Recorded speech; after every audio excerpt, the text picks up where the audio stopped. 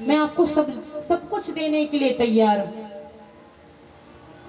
जो देखिए सब कुछ भगवान पर लुटा बैठे हैं राजा बलि, फिर भी आज हिम्मत नहीं हारते। कहते अरे बहना तुम मुझसे कुछ भी मांग लो, मैं तुम्हें देने के लिए तैयार हूं, मैं प्रहलाद का पौत्र हूं।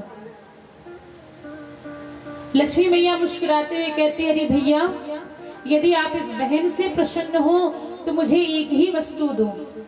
क्या दो? यदि आप इस बहन से प्रसन्न है तो अपनी बहन को उपहार दो। कैसा उपहार दो? राजा बलि जी कहते हैं अरे बहना तुम मुझसे कुछ भी मांगो, मैं देने के लिए तैयार हूं, मांगो तो सही। लक्ष्मी मैया कहती है कि हे भैया, जो द्वारपाल में काला कलूठा पुरुष खड़ा हुआ है ना, वही उसी को मुझे उपहार के रूप में आप अर्पित कर दो, दे दो। जो द्वारपाल में काला कलूठा पुरुष खड़ा हुआ है उसी को आप मुझे उपहार के रूप में भेंट प्रदान कर दो। लक्ष्मी मैया जी आज अपने पति देव को छुड़ा करके सीधे वैकुंठ धाम ले जाते हैं। स्त्रियों में यहाँ विशेष गुण होता है कि कब कहाँ क्या करना चाहिए, अपने बुद्धि का इस्तेमाल। इसीलिए शायद स्त्रियों को श्रीमती कहा जाता है। क्या कहा जाता है? श्रीमती कहा जाता है। श्री का अर्थ क्या होता है? लक्ष्मी होता है।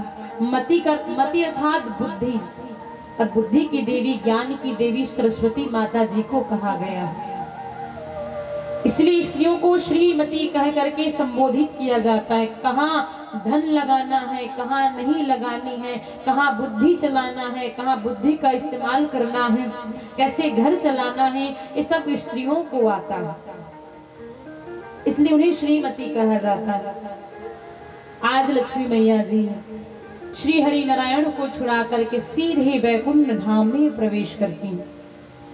उसी दिन से बंधुओं, जब लक्ष्मी मैया ने राजा बलि को रक्षा सूत्र पहनाया, बांधा, उसी दिन से रक्षा बंधन का महापर्व मनाया गया इस भारत भूमि में, इस भारत देश में। क्या? रक्षा बंधन का महापर्व, जो आप हम सभी भारतवासी हिंदू धर्म के व्यक्ति यह रक्षा बंधन का महापर्व मनाते हैं। एक बहन अपने भाई के हथेली में वह रक्षा सूत्र बांधती है। जो रक्षा सूत्र होता है, जो पंडित जी बांधते हैं लाल पीले रंग की, वही मेन क्या है? रक्षा सूत्र है। जो आप फॉर्मेलिटी के लिए बांधते हो ना, डिजाइन वाली, चमचमाने वाली, रक्षा बंधन में जब आप रक्षा सूत्र बांधते हो, मैं तो कहती हूँ मतलब ठीक है, कलयुग है, थोड़ी चमचमाने वाली आप ले लिए रक्षा सूत्र, लेकिन जो रक्षा सूत्र है जो पंडित जी बांधते हैं, उसे अपने भाई की कलाई में अवश्य बांधना ही चाहिए, तभी यह सफल होगा आपका कार्य। जो रक्षा बंधन में रक्षा सूत्र बांधते हो ना, जो जिसे हम राखी कहते हैं, रक्षा सूत्र उस दिन जरूर बांधा करो अपने भाइयों की हथेलियों पर। देखिए उसी दिन से रक्षा बंधन का महापर्व मनाया गया इस भारत वर्ष में, इस भारत देश में। आपने सुना होगा कि जब एक पंडित जी रक्षा सूत्र बांधते हैं तो एक मंत्र कहते हैं, आपको मंत्र याद होगा, कीन बौद्ध बलि राजा इंद्रो महाबली रक्षा बंधन माँ चलह माँ चलह माँ चलह, 3 बार कह करके, जिसमें राजा बलि का नाम आता है। ईना बौद्ध बलि राजा इंद्रो महाबली रक्षा बंधन माँ चलह माँ चलह माँ चलह, ऐसा कह करके, क्योंकि उसी दिन से रक्षा बंधन का यह महापर्व मनाया जाता है। इस मंत्र में, श्लोक में राजा बलि जी का नाम आता है। बोली भक्तवत्सल भगवान की जय। कल आपने सुना चतुर्थ दिवस की कथा में श्री बांके बिहारी जी की जन्मोत्सव। अच्छा ये बताइए, कल सभी को जन्म महोत्सव में आनंद आया कि नहीं आया? हाँ जी कि ना जी? सभी को आया। मस्ती में झूमते हुए, नित्य भगवान के लिए नित्य करते हुए, भजनों को सुनते हुए, आनंद लुटाते हुए, बधाइयां लुटाते हुए एक दूसरे को। अब आप इस पर विचार कर सकते हैं, जब हम कलयुग में बैठ करके हरि की कथा को सुन रहे हैं, प्रत्यक्ष रूप से भगवान को तो हम नहीं देखेंगे, कल आपने देखा झांकी के माध्यम से कैसे वसुदेव जी महाराज श्री कृष्ण जी को मखमल की टोकरी में सजा करके लाए, ब्रज पहुंचाए, मथुरा से कहा ब्रज ले गए, गोकुल ले गए। जब हम इस कली काल में बैठ करके उस झांकी का आनंद ले रहे, इतना आनंद हमें आ रहा है, तो आप विचार सकते हैं कि द्वापर युग में उन समस्त ब्रजवासियों को, गोकुल वासियों को, गोप गोपियों को कितना आनंद आया हुआ होगा। हम तो अप्रत्यक्ष रूप से देख रहे हैं भगवान की जन्मोत्सव को, लेकिन द्वापर युग में समस्त गोप गोपियों ने, ब्रजवासियों ने, गोकुल वासियों ने प्रत्यक्ष रूप से देखा है कैसे धराधाम पर भगवान जी प्रत्यक्ष रूप से, अप्रत्यक्ष नहीं, हम तो अप्रत्यक्ष रूप से देख रहे हैं, फिर भी उसमें हमें आनंद आ गया। भगवान की कथा ऐसी होती है, भगवान की लीला ऐसी होती है। कहते ना राम चरित्र बड़ी पवित्र है, उनकी कथा कैसी है, बड़ी पवित्र है। राम चरित्र बड़ी पवित्र, कृष्ण लीला बड़ी विचित्र है। उनकी जो लीला है श्री बांके बिहारी जी की बहुत विचित्र है, उनकी लीलाओं को हम समझ नहीं पाएंगे। समझने के लिए 100 जन्म भी कम पड़ जाएंगे। रामचरित्र बड़ी पवित्र, कृष्ण लीला बड़ी विचित्र, उनकी जो लीला है वो बहुत ही विचित्र है। और आप हम सभी पंचम दिवस की कथा में श्री बांके बिहारी जी की लीलाओं पर चर्चा करेंगे, वर्णन करेंगे, श्रवण पान करेंगे। तो आप विचार सकते हैं कि उस द्वापर युग में समस्त गोप गोपियों को कितना आनंद आया हुआ होगा जब श्री बांके बिहारी जी द्वापर युग में जन्म लिए। मैं आपको कथा में प्रवेश करने से पहले बता दूं, भगवान ना तो जन्म लेते हैं ना तो उनकी मृत्यु होती है। भगवान प्रकट होते हैं और भगवान अंतर ध्यान होते हैं। मृत्यु किसकी होती है मालूम है? जो जन्म लेते हैं अपने माँ के गर्भ से, इस धराधाम पर आते हैं, जन्म लेते हैं, उनकी मृत्यु निश्चित है। क्यों मृत्यु निश्चित है? क्योंकि यह मृत्यु लोक है, स्वर्ग लोक नहीं। क्या है? यह मृत्यु लोक है। और मृत्यु लोक में जो जीव ने जन्म ले लिया, ऐसा नहीं कि इंसान ही नहीं, जो जीव ने इस मृत्यु लोक में जन्म लिया उसका मृत्यु एक न एक दिन निश्चित है। इसलिए आप ये मत कहना कि भगवान ने जन्म लिया है। भगवान ना तो जन्म लेते हैं ना तो मृत्यु को प्राप्त करते हैं। भगवान प्रकट होते हैं और भगवान अंतर ध्यान होते हैं। ये भगवान के कार्य है। मृत्यु उसकी होती है जो जन्म लिए हैं, और भगवान ने तो जन्म ही नहीं लिया है तो मृत्यु उनकी कहाँ होगी या कहाँ होगी? सुखदेव भगवान कहने लगे कि हे राजा परीक्षित, बड़े ध्यान के साथ सुनिएगा।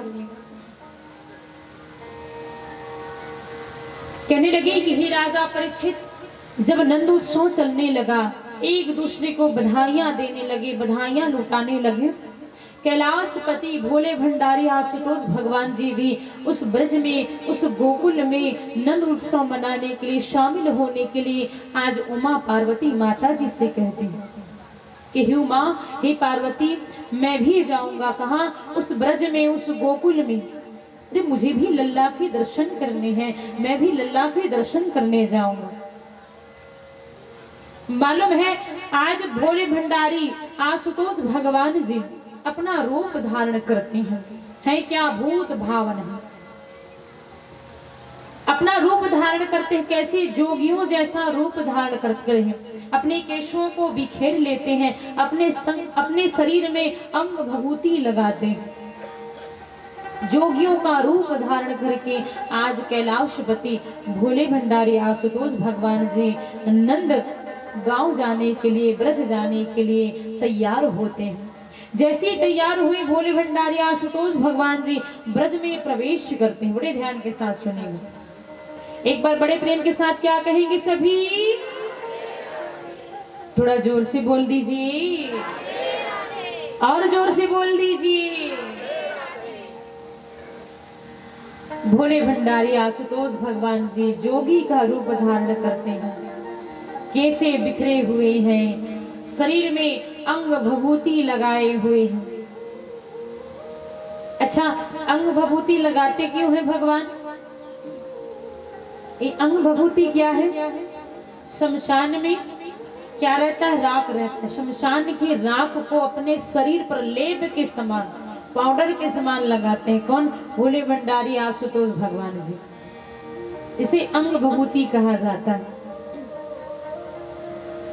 मालूम है क्यों लगाते हैं भगवान भोले भंडारी? रामचरितमानस में एक चौपाई आता है जिसको आप जानते होंगे। उमा कहूं मैं अनुभव अपना, सत हरि भजन जगत सब सपना। उमा कहूं मैं अनुभव अपना, सत हरि भजन जगत सब सपना। हे उमा, हे पार्वती, सत हरि भजन जगत सब सपना। प्रभु का नाम ही संसार में सत्य है, बाकी सब क्या है? स्वप्न है, सपना है। अच्छा, अंग भभूति क्यों लगाते हैं? जब किसी व्यक्ति की मृत्यु होती है, बड़े ध्यान के साथ सुनेगा, जब किसी व्यक्ति की मृत्यु होती है, जनाजे में उठा करके उनको शमशान तक ले जाया जाता है। और कैसे ले जाया जाता है आप सभी जानते हैं। शमशान तक ले जाने से पहले 4 लोग कंधा देते हैं। क्या कहते हुए जाते हैं? बिल्कुल, क्या कहते जाते हैं कि राम नाम सत्य है, राम नाम सत्य है, राम नाम सत्य है। अब ज्यादा नहीं कहूंगी वरना लोगों के अंदर डर पैदा हो जाएगा। प्रेम से कहिए राधे राधे, कहीं हमारा राम नाम सत्य ना हो जाए। कई लोग इस राम नाम सत्य को ही देखिए उससे ही भयभीत हो जाते हैं, डर जाते हैं। अब बताओ, इसमें कोई डरने वाली बात है? जब एक मृत व्यक्ति को जनाजे में उठा करके ले जाया जाता है, राम नाम सत्य है, राम नाम सत्य है, तो भोले भंडारी भी उसके पीछे पीछे चले जाते हैं शमशान तक। अरे यह सच्चा व्यक्ति है, मेरे प्रभु का नाम ले रहा है, राम नाम सत्य है, राम नाम सत्य है, राम नाम सत्य है। भोले भंडारी जी पीछे पीछे चले जाते, कहाँ? शमशान तक। और जैसे ही शमशान में जाते हैं, उस मृत व्यक्ति को जलाया जाता है। व्यक्ति कहते हैं, अरे पहले हाथ को पोंछते हैं, चलो जल्दी घर जाना है, शुद्ध भी होना है, घर में नाना प्रकार के काम है, यहाँ जाना है, वहां जाना, ये करना है। आशुतोष भगवान जी मन में विचार करते हैं, अरे अभी तो यहाँ प्रभु के नाम को लेते आ रहा था, राम नाम सत्य है, राम नाम सत्य है, पर यहाँ आते ही अब मनुष्य बदल गया। तो मालूम है भोले भंडारी आशुतोष भगवान जी मन में विचार करते हैं, भले वह जीवित व्यक्ति राम नाम कह करके आया है, लेकिन यह राम नाम को भूल गया। लेकिन जो यह मृत व्यक्ति है, उन सभी व्यक्तियों को राम नाम सत्य कम से कम कहलाते हुए तो यहाँ आया है, शमशान तक तो आया है। ये व्यक्ति जो मृत व्यक्ति है वो कभी नहीं बदल सकता, इसलिए उनकी राख को अंग भभूति के रूप में भोले भंडारी आशुतोष भगवान जी लगाते हैं, पूरे अपने शरीर पर, अपने अंग पर। सुखदेव भगवान कहने लगे कि हे राजा परीक्षित, जैसे भोले भंडारी आशुतोष भगवान जी ब्रज में प्रवेश किए, देखा क्या नंद उत्सव चल रहा है, जोगी का रूप धारण किए हुए हैं, भयानक रूप उनका कि कोई भी देख करके उनको डर जाए। कैसे केश जो है बिखरे हुए हैं, बाल जो है बिखरे हुए हैं, अंग भभूति लगाए हुए हैं।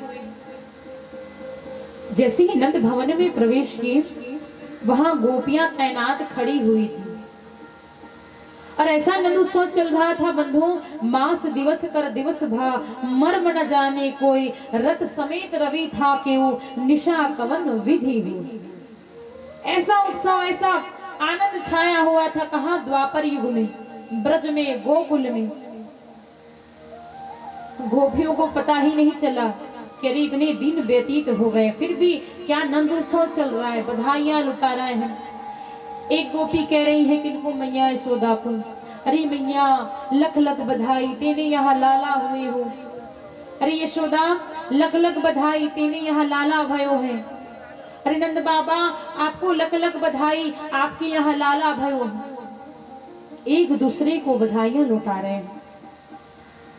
जैसे गोपियों ने देखा जोगी रूप में आए हैं भोले भंडारी भगवान जी, गोपियां कहती हे बाबा आप यहीं ठहर जाइए। क्यों आप नहीं जा सकते? दृश्य को देखिएगा, मन में विचार कीजिएगा, ऐसी कल्पना कीजिएगा कि भोले भंडारी आशुतोष भगवान जी मेन गेट पर पहुंचे हैं, कहा आनंद भवन में। गोपियां रोक लेती हैं कि हे बाबा तनिक वहीं ठहर जाओ, आप यहाँ क्या करने आए हैं, कहाँ से आए हैं, कौन है आप? अपना परिचय देते हैं कि मैं एक बाबा हूँ, मैं भी मैया यशोदा नंद बाबा के लल्ला का दर्शन इतनी दूर से, दर्शन करने इतनी दूर से आया हूँ। कहाँ से? उस पर्वत से, हिमालय पर्वत की चोटी से आया हूँ। हे गोपियों, कृपा करके आपसे निवेदन है कि मुझे भी उस लल्ला का दर्शन करने दो।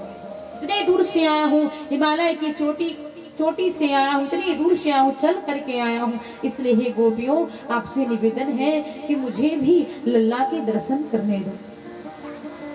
बड़ा ही सुंदर दृश्य है ये। मालूम है गोपियां कहती हैं हे बाबा, हे जोगी जी, आप हमारे लल्ला से नहीं मिल सकते। क्यों? हमारे जो लल्ला है ना बहुत ही अभी छोटे हैं, छोटे छोटे कर हैं, छोटे छोटे पग हैं, छोटे छोटे मुख हैं, इतने नाजुक हैं, इतने कोमल हैं। यदि वो आपको देख लेगा तो और डर जाएगा, और डर के कारण वह रुदन करेगा, और जब रुदन करेगा तो वह क्या हो जाएगा? भयभीत तो हो जाएगा, डर जाएगा। इसलिए हे बाबा, हे जोगी जी, आप नहीं जा सकते, कृपा करके आप ना जाएं। अब भगवान को, भोले भंडारी आशुतोष भगवान जी को एंट्री मिले तो कैसे मिले? गोपियां ने साफ मना कर दिया कि हे बाबा, हे जोगी जी, आप नहीं जा सकते, हमारे जो लल्ला है ना बहुत ही कोमल है, नाजुक है, छोटे छोटे कर, छोटे छोटे पग हैं, आपको देखेंगे तो और भयभीत हो जाएंगे, आप नहीं जा सकते। भोले भंडारी को एंट्री मिले तो कैसे मिले, प्रवेश करे मिले तो कैसे मिले, कैसे प्रवेश करे? कहते हैं बंधुओं, यदि भक्त के अंदर भगवान से मिलने की ललक हो, यदि भक्त के अंदर भगवान से मिलने का ललक हो, मिलने की ललक हो, तो भगवान भी भक्त से मिलने के लिए उतने ही ललक हो जाते हैं, आतुर हो जाते हैं। आज एक भक्त भगवान से मिलने के लिए आतुर है तो भगवान भी अपने भक्त से मिलने के लिए उतना ही आतुर है। लेकिन कदम तो बढ़ाओ सही। पालने में श्री कृष्ण जी झूल रहे हैं, बलराम जी, दाऊ जी झूल रहे हैं, भगवान को तो सब पता है, उनकी लीला चल रही है। भगवान श्री कृष्ण बाके बिहारी जी देखते हैं कि रे द्वार में कौन आए हैं? भोले भंडारी आशुतोष भगवान जी आए हैं। क्या लीला रचते हैं? जोर जोर से रुदन करने लगते हैं, इतना जोर जोर से रोते हैं, इतना जोर जोर से रुदन करने लगते हैं, अश्रु बहाते हैं। कौन? श्री बाके बिहारी जी इतना जोर जोर से रुदन करने लगे। सुखदेव भगवान कहने लगे कि हे राजा परीक्षित, भगवान श्री कृष्ण जी तीनों लोगों के स्वामी आज इतना रुदन करने लगे, रोने लगे। यशोदा मैया जो रसोई कक्ष में थी दौड़ती हुई आती है पालने के समीप, अरे मेरा लल्ला अभी तो खेल रहा था, अभी मुस्कुरा रहा था, ऐसा क्या हो गया कि अभी यह जोर जोर से रो रहा है, रुदन कर रहा है? कहीं मेरे लल्ला को किसी ने जादू टोना तो नहीं लगा दिया? आज मैया यशोदा भयभीत हो जाती है, आश्चर्य में पड़ जाती है, अभी मेरा लल्ला खेल रहा था, मुस्कुरा रहा था, और अभी रो रहा है, कहीं किसी ने मेरे लल्ला को जादू टोना तो नहीं लगा दिया? आज यशोदा मैया कहती है गोपी से, अरे गोपी देखो मेरा लल्ला बहुत रुदन कर रहा है, रो रहा है, तनिक जाओ और देखो कोई झाड़ फूक करने वाला लाओ, जिसको झाड़ फूक करना आता हो। जिनको क्या आता हो? झाड़ फूक करना आता हो। एक गोपी कहती है कि मैया यशोदा, द्वार में ही एक जोगी जी खड़ा हुआ है, एक बाबा खड़ा हुआ है, देखने से ऐसा आभास होता है कि उनको झाड़ फूक करना आता होगा। बड़े ध्यान के साथ सुनिएगा। एक गोपी के माध्यम से मैया यशोदा को पता चलता है। मैया यशोदा दौड़ते हुए जाती है नंद भवन के बाहर, जोगी जी को प्रणाम करते हैं, हे जोगी जी, हे बाबा जी, मेरा लल्ला पता नहीं अचानक कैसे रुदन कर रहा है, रो रहा है। क्या आपको झाड़ फूक करना आता है? भोले भंडारी आशुतोष भगवान मन में विचार करते हैं, कहते हैं अरे मैया मैं वही कार्य तो करने यहाँ आया हूँ। क्या करने? झाड़ फूक करने, यही तो मेरा कार्य है। भोले भंडारी जी कहते झाड़ फूक करने ही मैं यहाँ आया हूँ। मैया यशोदा कहती अच्छा आप झाड़ फूक करते हो? बिल्कुल हाँ करता हूँ। हे बाबा जी, हे जोगी जी, आपको मैं प्रणाम करती हूँ, कृपा करके चलिए भीतर, मेरा लल्ला जो है बहुत ही रुदन कर रहा है, कहीं उनको कोई जादू टोना तो नहीं लग गया। आज भोले भंडारी आशुतोष भगवान जी को एंट्री मिल जाती है, प्रवेश मिल जाता है। एक भक्त भगवान से मिलने के लिए उतना ही आतुर है जितना भगवान अपने भक्त से मिलने के लिए आतुर है। लेकिन हम भगवान के और बढ़े तो सही, कदम को बढ़ाए तो सही। आज भोले भंडारी आशुतोष भगवान जी उतने ही ललायत हैं, उतने ही आतुर हैं भगवान से मिलने के लिए, तो भगवान भी उससे ज्यादा आतुर हैं अपने भक्त से मिलने के लिए। तभी तो वे ऐसी लीला की, इतना जोर जोर से रुदन करने लगे, रोने लगे।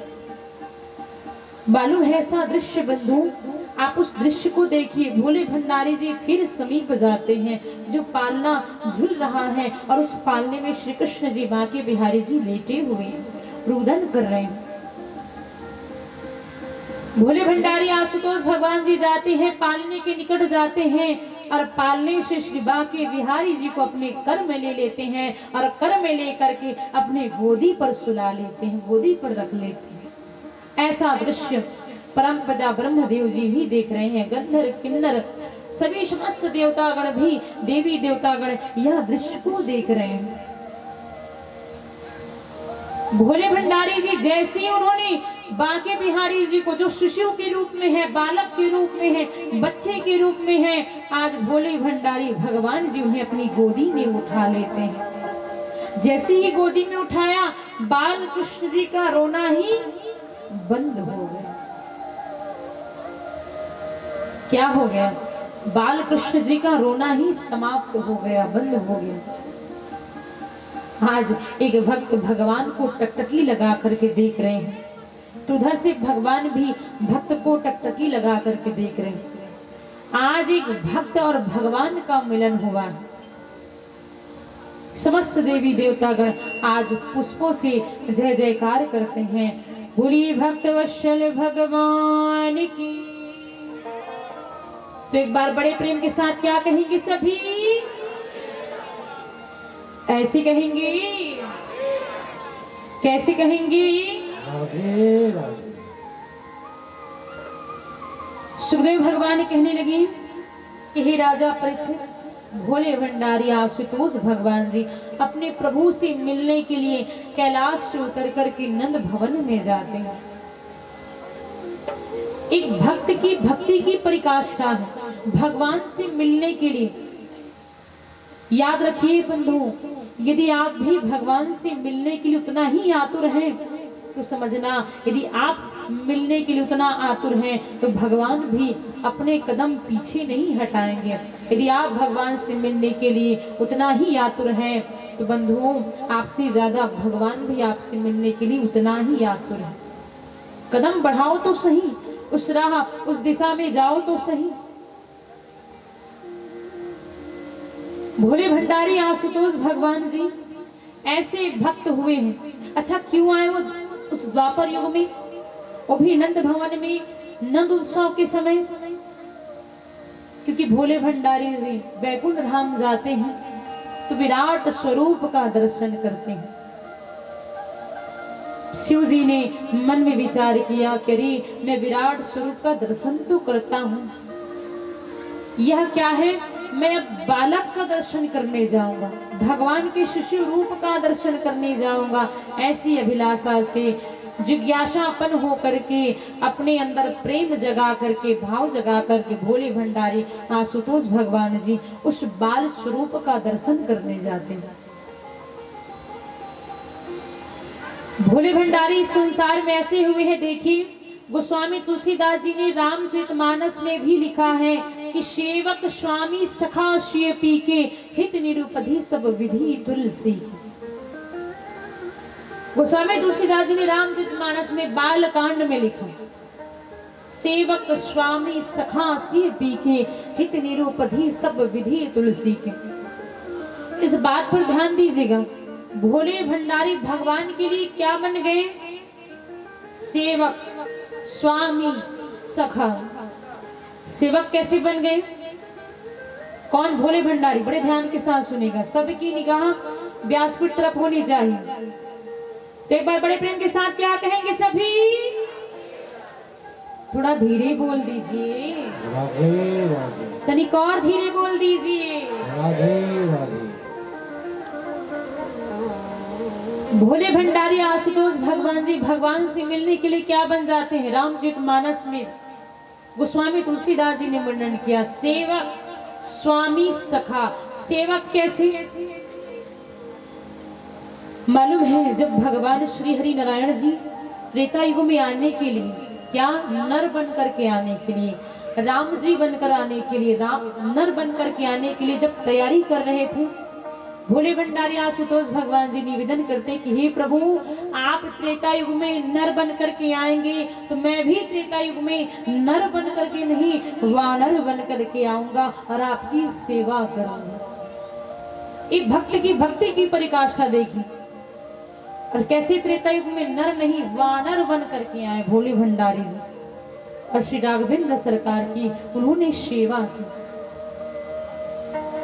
क्या सेवक बन गए अपने स्वामी के लिए, अपने प्रभु के लिए। सेवक, स्वामी, सखा। सेवक तो बन गए, स्वामी कैसे बने? त्रेता युग में जब श्री राघवेंद्र सरकार जी को लंका पर चढ़ाई करना था, आप सभी जानते हैं, तो कैसे उन्होंने महादेव जी का पूजन किया, प्रतिष्ठा किया, जिसे हम रामेश्वरम धाम के नाम से जानते हैं।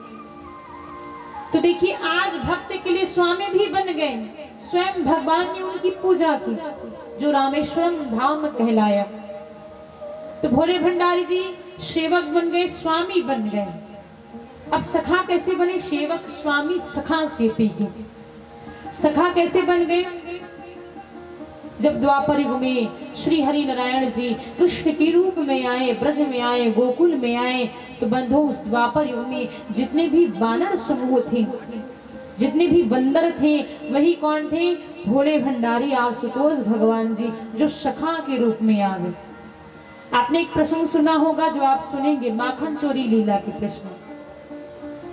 भगवान माखन चोरी लीला तो करते हैं, संग में साथ में किनको लाते हैं? अपने बंदरों गणों को भी लाते हैं, बंदर के साथ आते हैं, अपने सखाओं के साथ आते हैं। तो क्या बन गए भोले भंडारी जी? सखा भी बन गए, सेवक भी बन गए, स्वामी भी बन गए, और क्या सखा भी बन गए। ऐसे भोले भंडारी आशुतोष भगवान की भक्ति है। हम सभी उनकी भक्ति को प्रणाम करें। बोले श्री बांके बिहारी लाल की। सुखदेव भगवान कहने लगी कि हे राजा परीक्षित,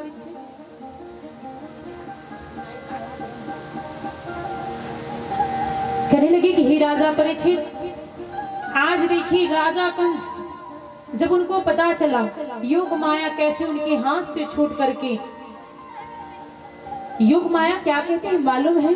अरे दुष्ट, अरे पापी राजा कंस, मुझे मारने से तेरा कार्य सिद्ध नहीं होगा। क्यों? तो क्योंकि तुझे मारने वाला अन्यत्र जगह पैदा हो चुका है, तो उससे डर।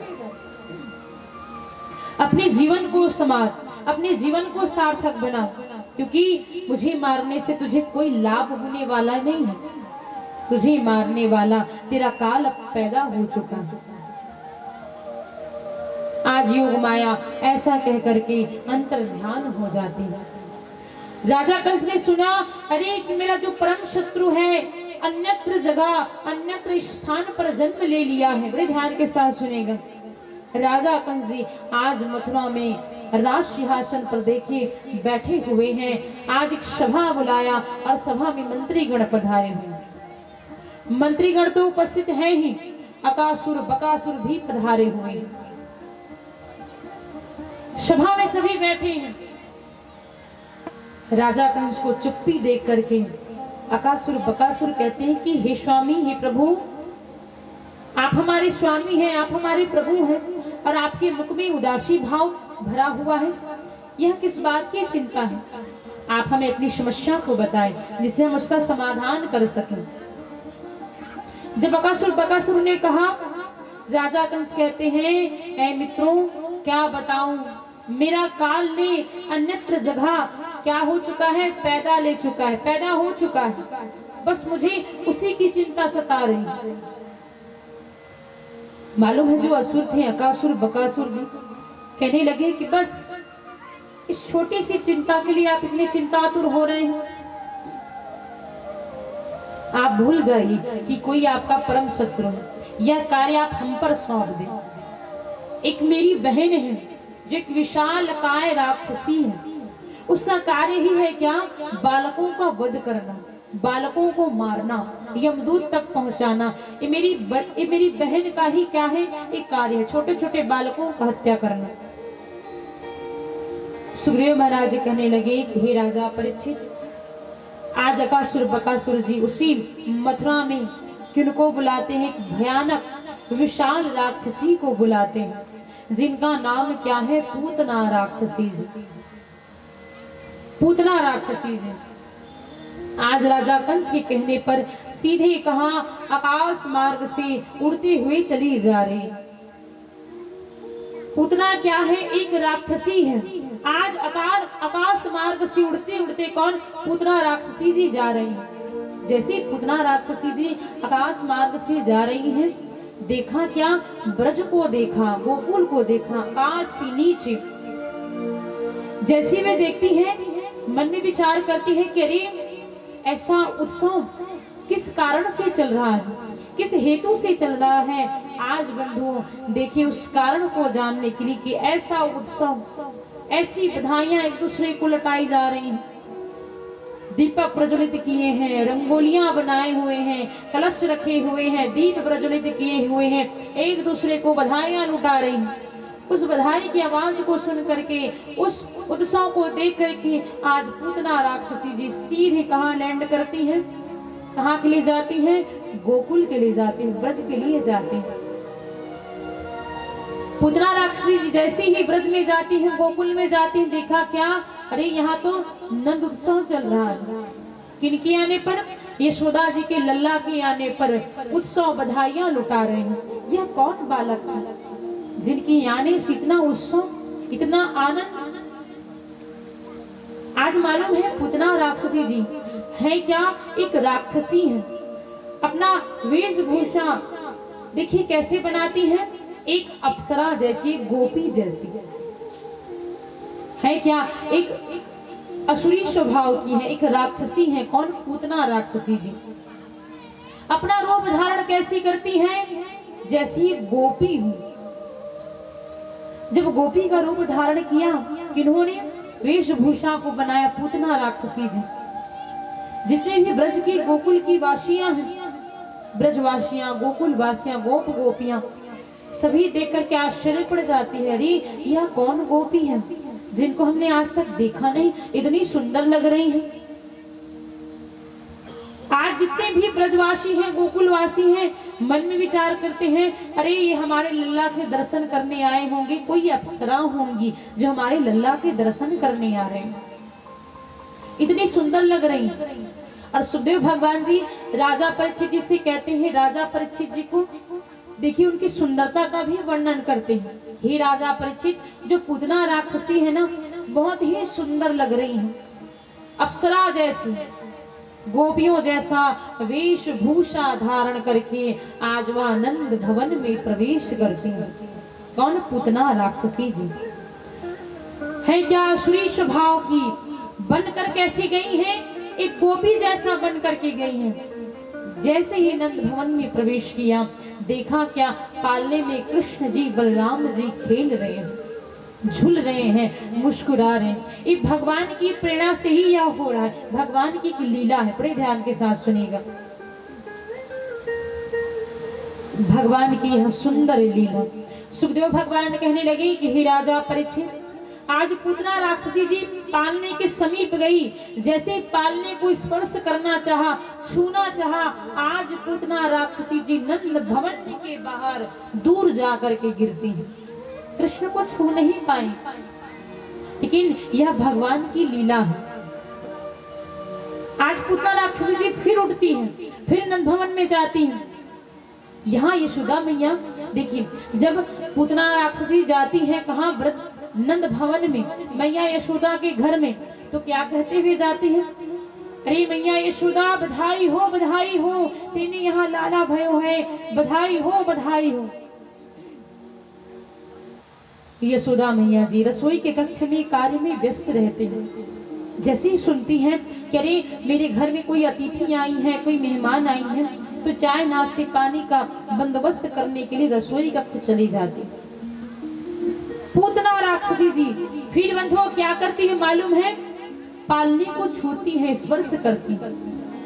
भगवान की प्रेरणा से ही, उनकी ही लीला से पूतना राक्षसी जी उस पालने को स्पर्श कर पाती।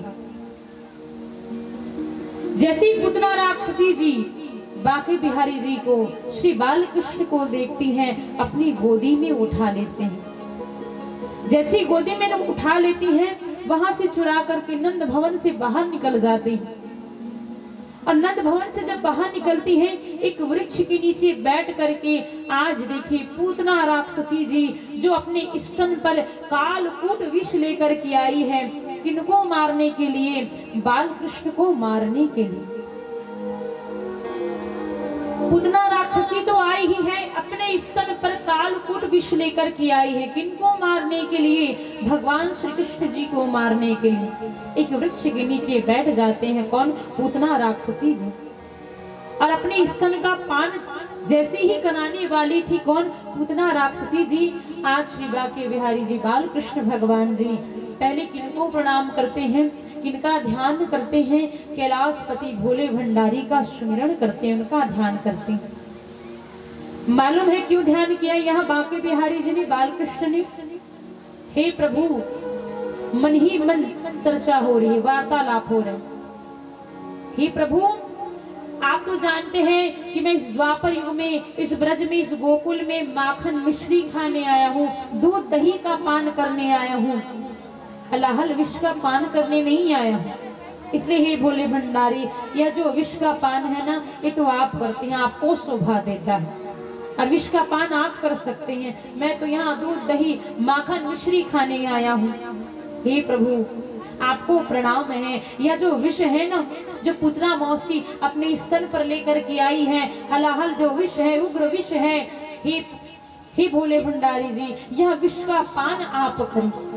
और जो पूतना मौसी अपने स्तन पर दूध लेकर के आई हैं, उनका पान मैं करूं। आप तो जानते हैं कि हलाहल यह क्या है, विष है, जो पूतना मौसी जी अपने स्तन पर लेकर के आई है। हे प्रभु मैं तो दूध दही माखन का खाने वाला हूँ, माखन को चुराने वाला हूँ, दूध दही माखन खाने वाला हूँ। विष का पान आप करें और दूध का पान मैं करता हूँ। मालूम है कैलाशपति जी मुस्कुराने लगते हैं। भोले भंडारी मन में क्या कहते, वाह प्रभु दूध दही माखन खाओ आप और हलाहल विष पिए हम। वाह प्रभु वाह, आपकी लीला तो आप ही जान सकते हैं, दूसरा कोई नहीं जान सकता। दूध दही माखन मिश्री खाओ आप और विष का पान हम करें। वाह प्रभु वाह,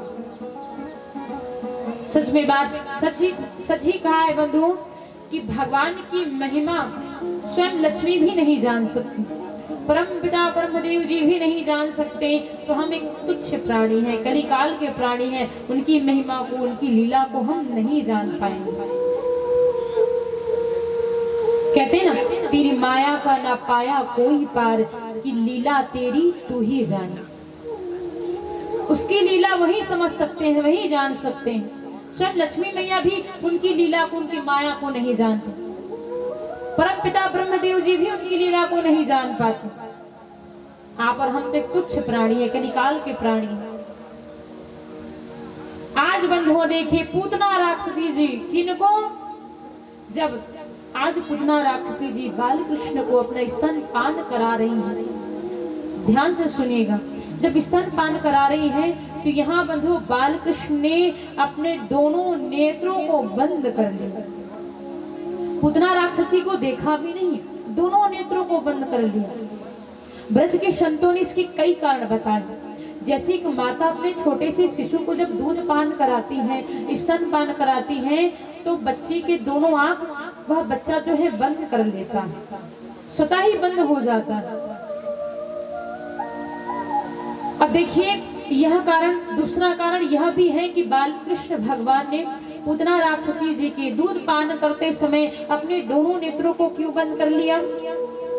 यह जो पूतना राक्षसी जी है, पूतना का अर्थ क्या होता है? पूत प्लस ना। पूत का अर्थ होता है पवित्र और ना है अर्थात नहीं। जो पवित्र नहीं है अर्थात अपवित्र है, वही पूतना राक्षसी जी है। ये पूतना कौन है? अविद्या है। कौन है पूतना? अविद्या है, असत्य है, अविद्या है। और जो विद्या के सामने यह अविद्या कभी टिक नहीं सकता, सत्य के सामने असत्य कभी टिक नहीं सकता। इसलिए भगवान श्री कृष्ण जी ने पूतना राक्षसी जी की स्तन, यदि बालकृष्ण लाल जी, यदि बांके बिहारी जी अपने दोनों नेत्रों से पूतना राक्षसी जी को यदि देख लेते, कैसे भाव से? करुणा भाव से, प्रेम भाव से, तो शायद उनका उद्धार नहीं कर पाते। यदि बालकृष्ण को पूतना राक्षसी जी से प्रेम हो जाता, फिर उनका उद्धार नहीं कर पाते। इसलिए बालकृष्ण जी ने अपने दोनों नेत्रों को बंद कर लिया।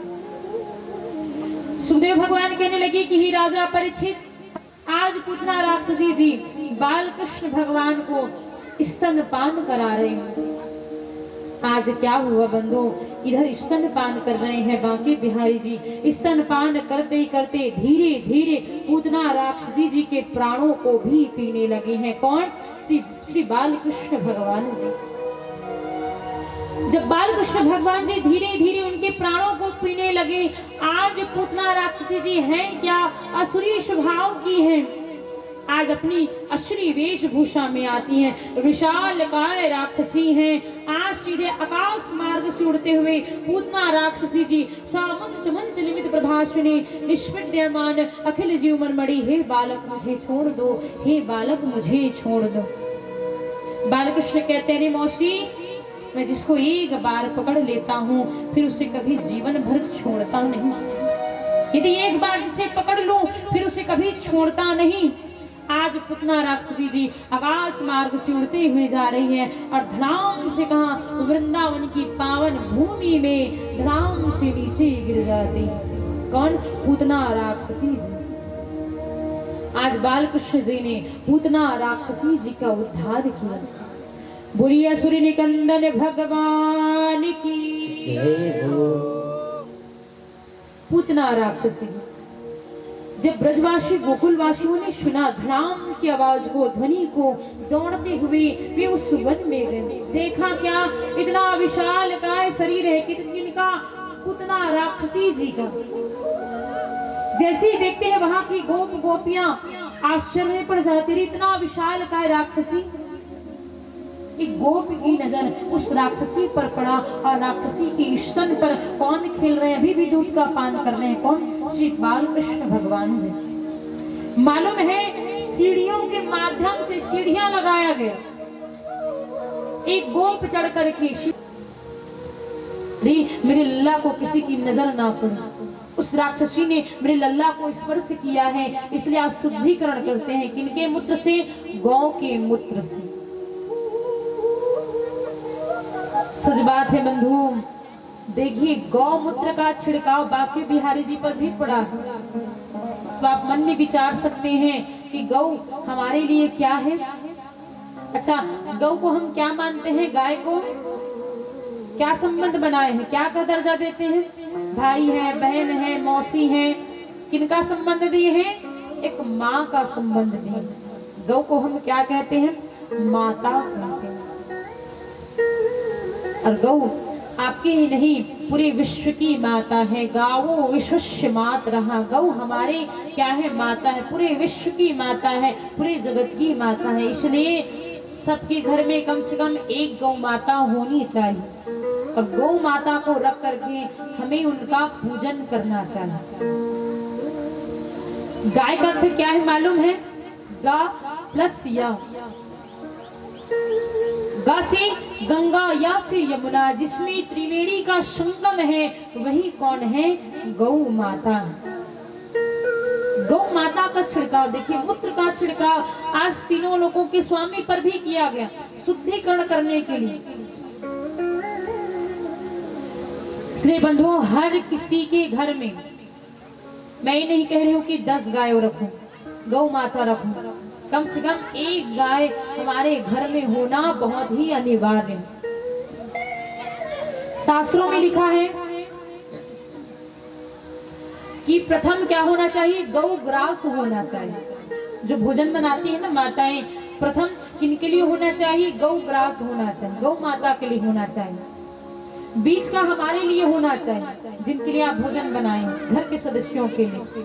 और अंतिम किसी भी जीव जंतुओं को देना चाहिए, चाहे वह पक्षी हो, चाहे वह कुत्ते क्यों ना हो, श्वान क्यों ना हो। लेकिन प्रथम भोजन जो है किनके लिए होना चाहिए? गौ माता के लिए होना चाहिए। अच्छा ये बताइए, जितने भी यहाँ बैठे हैं, किनके घर गौ माता है? हाथों पर कीजिए। चलिए एक बार अपने लिए मीठी मीठी तालियां बजाइए। धराम धाम में चलिए, गौ माता तो है, गौ पालक तो है, कहीं भैंसी पालक तो नहीं है, भैंस पालक। सभी यहाँ गौ पालक हैं। प्रेम से कहिए राधे राधे। लोग मन में क्या विचार करते रहे? गौ को हम पाल रहे हैं, गौ माता को हम पाल रहे हैं। लेकिन यह व्यक्ति जैसा ही सोचता है ना कि हम पाल रहे हैं, गौ माता को हम पाल रहे हैं, जो व्यक्ति ऐसा सोचता है, मन में विचार करता है, उससे बड़ा मूर्ख इस संसार में और कोई नहीं है। जो यहाँ मन में विचार करते हैं गौ माता को हम पालते हैं, गौ माता को हम नहीं पालते, गौ माता हमें पालती है। हम एक माँ को पाल सकते हैं क्या? वो भी पूरे विश्व की माता है, गौ विश्व माता। इस भ्रम में ना रहे कि हम गौ माता को पालते हैं, गौ माता हमें पालती है। लोग क्या कहते हैं? अरे हम अपने परिवार का पालन पोषण कर रहे हैं। क्या कर रहे हैं? सभी की बात है बंधु, आप ही की बात नहीं है। मैं केवल आप ही लोगों को नहीं कह रही हूँ, सबको कह रही हूँ।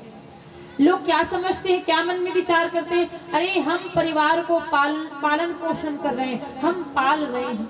इस गलतफहमी में आप कभी मत रहना कि आपके परिवार को आप पाल रहे हैं, आप पालन पोषण कर रहे हैं। आपने देखा होगा, प्रत्यक्ष रूप से देखा होगा, जब एक शिशु माँ के गर्भ में रहता है, पूरे 9 माह तक रहता है, तो माताओं के स्तन स्वतः ही दूध से भर जाते हैं। अभी बच्चा शिशु इस धराधाम पर आया ही नहीं है, लेकिन उसके आने से पहले उनके खाने पीने की व्यवस्था भगवान कर देते हैं। एक बच्चा शिशु जो है माँ के गर्भ में पलता है, तो उस शिशु के आने से ही पहले माँ के स्तनों में दूध भर जाता है।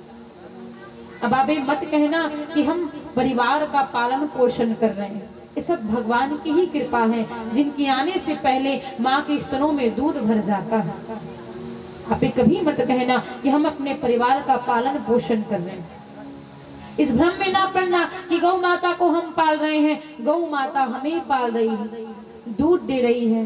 दूध को हम मार्केट में, बाजार में जाकर के बेच देते हैं। उस मिले हुए धन से, पैसे से हम अपने जीवन निर्वाह करते हैं, गृहस्थ जीवन को चलाते हैं।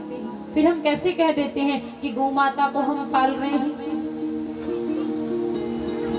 इसलिए बंधु, हर किसी के घर में गौ माता का होना अति अनिवार्य है। गौ माता का रोज पूजन कीजिए। गौ माता क्या है बंधु? आपने कल सुना, ध्यान दिए होंगे, जब समुद्र मंथन हुआ तो समुद्र मंथन से क्या निकला? एक रत्न, कामधेनु गैया माता जी निकले हैं, जिनको सप्तऋषियों ने लिया। ये कामधेनु गैया माता ऐसी है कि सभी फलों को देने वाली है, मन वांछित फल देने वाली है। कौन? यह जो गौ माता है, कामधेनु,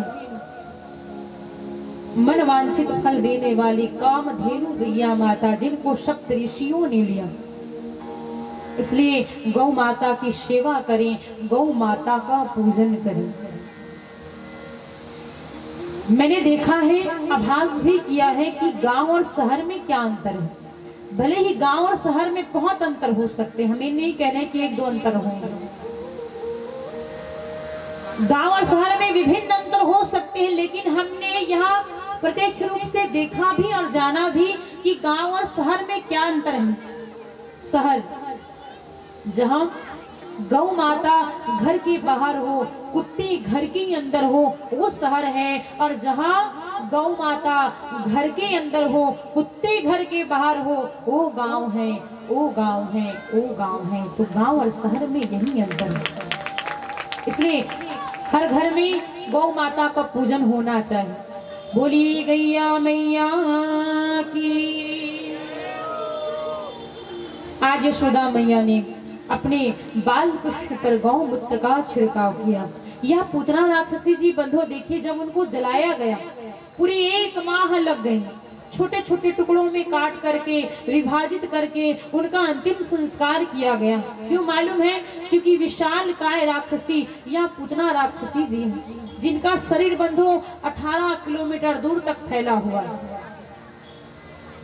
अच्छा बताइए, 18 किलोमीटर दूर यहाँ कौन सा ग्राम है, नगर है, शहर है यजमान जी? थोड़ा जोर से बोलिएगा। यजमान जी कह रहे हैं कि यहाँ से 18 किलोमीटर लगभग बिरला गांव है।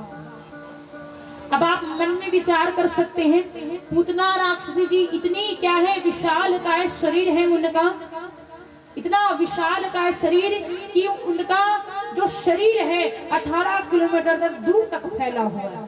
18 किलोमीटर मान लीजिए।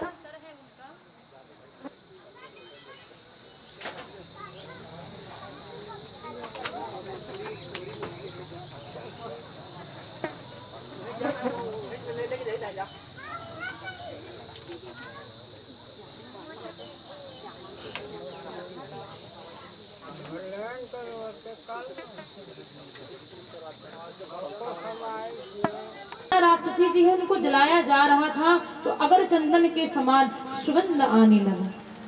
क्यों मालूम है? क्योंकि स्वयं तीनों लोकों के स्वामी बालकृष्ण भगवान ने पूतना राक्षसी जी के स्तन का पान किया था, उनके स्तन को जूठन किया था, दूध का पान किया था। इसलिए जब पूतना राक्षसी जी को जलाया जा रहा था तो अगर चंदन के समान सुगंध आने लगा। यह पूतना राक्षसी जी कौन है मालूम है? कल आपने सुना राजा बलि की कथा, आपने सुना राजा बलि की पुत्री का नाम क्या है? रत्नमाला जी। यही रत्नमाला है। कौन? पूतना राक्षसी जी। जो पहले कौन थी? रत्नमाला थी, राजा बलि की पुत्री रत्नमाला। कल आपने सुना कि वामनधारी भगवान ने राजा बलि का पूरा सर्वस्व छीन लिया। जब वामनधारी भगवान जी उनके आश्रम में गए तो रत्नमाला ने दूर से देखा, अब इतना अद्भुत प्यारा यह बालक है, काश यह मेरा शिशु होता और यह मेरा शिशु होकर के मैं इसे अपने स्तन से दूध का पान कराता, स्तन पान कराता। जैसी रत्नमाला ने देखा कि इस छोटे से बालक ने, इस ब्राह्मण ने, इस वटुक ने मेरे पिताजी का सर्वस्व छीन लिया है, तो क्रोध के आवेग में रत्नमाला कहती है कि इस बालक की हत्या मेरे इसी स्तन से भरे हुए कालकूट विष से मैं इस बालक का वध करूं। दोनों इच्छाओं को भगवान ने पूरा किया। जैसे एक माँ को सदगति मिलती है, उसी प्रकार से पूतना राक्षसी को भी सदगति मिली। स्तन का पान भी किया और उनको सदगति प्रदान भी किया। देखिए पूतना राक्षसी जी कौन से दिन आती है बालकृष्ण का वध करने के लिए? 6ठे दिन आती है। सुखदेव भगवान कहते हैं, राजा परीक्षित, पूतना राक्षसी जी कोई ऐसी वैसी राक्षसी नहीं है, तो कैसी राक्षसी है? एक छठाई राक्षसी जी जो 6ठे दिन आती है। जब बालकृष्ण जी 6ठे दिन की रहते हैं तब यह 6ठवें दिन आती है। और मालूम है पूतना राक्षसी जी 6ठे दिन क्यों आती है? क्योंकि पूतना राक्षसी जी के अंदर 6 विकार है, काम, क्रोध, लोभ, मोह, मद और मत्सरता। ये 6 विकार पूतना राक्षसी जी के अंदर कूट कूट करके भरा हुआ है। इसलिए पूतना राक्षसी जी 6ठे दिन आती है। ऐसी वैसी राक्षसी नहीं है, तो यह कैसी है? यह छठाई राक्षसी जी। वेदव्यास जी ने श्रीमद् भागवत में लिखा तो ये नहीं लिखा कि पूतना अवध, उन्होंने क्या लिखा? पूतना उद्धार। क्यों? क्योंकि जैसे एक माता को सदगति मिलती है, उसी प्रकार से आज पूतना राक्षसी जी को भी सदगति मिला। इस संसार में ऐसे कौन हो सकते हैं? देखिए, भगवान ऐसे परम कृपालु है, परम दयालु। बात को आप ध्यान से सुनिएगा। परम कृपालु, परम दयालु, जो बाल कृष्ण जान रहे हैं कि हम पूतना राक्षसी है, पूतना मौसी है, मुझे मारने आई, फिर भी भगवान ने उनको मारा नहीं बल्कि उनको तार दिया। ऐसे परम कृपालु, परम दयालु इस संसार में और कौन हो सकते हैं, जिनको पहले से पता है कि पूतना राक्षसी जी मुझे मारने आई है, मेरा वध करने आई है, फिर भी उनको भगवान ने मारा नहीं बल्कि तार दिया, सदगति प्रदान कर दी। मान लीजिए आपको, क्यों यजमान जी, आपको पहले से पता हो कि वो फलाना व्यक्ति हमें मारने आने वाला है, तो क्या आप चुपचाप हाथ पर हाथ लिए बैठे रहोगे? क्या नहीं, हम भी अपनी तरफ से व्यवस्था करेंगे। अरे जब वो मारने आ रहा है तो हम भी रेडी रहेंगे, हम भी पीछे हटने वाले हैं, हम भी तैयार रहेंगे। वो मारेगा तो हम भी मारेंगे, बाद में देखा जाएगा। लेकिन बाकी बिहारी जी, भगवान श्री हरि जगदीश्वर ऐसे हैं जिनको पहले से ही पता है कि वो मुझे मारने वाली है, मारने आने वाली है, फिर भी भगवान ने उनका अच्छे से स्वागत किया, उनको सदगति प्रदान किया, मारा नहीं बल्कि उनको उतार दिया। इस संसार में और कौन हो सकती? इतना परम कृपालु, परम दयालु, इतने दया है, इतनी कृपा भरे हुए हैं। तो सोचिए, जब पूतना राक्षसी पर भगवान उद्धार कर सकते हैं, उनको सदगति प्रदान कर सकते हैं, दे सकते हैं, तो हम तो भगवान के भक्त हैं, क्या भगवान हमारा कल्याण नहीं करेंगे जब वो पूतना राक्षसी जी का कर सकते हैं? इसलिए बंधुओं, भगवान से हमेशा जुड़ करके रहना चाहिए, हमेशा उनका पूजन करना चाहिए।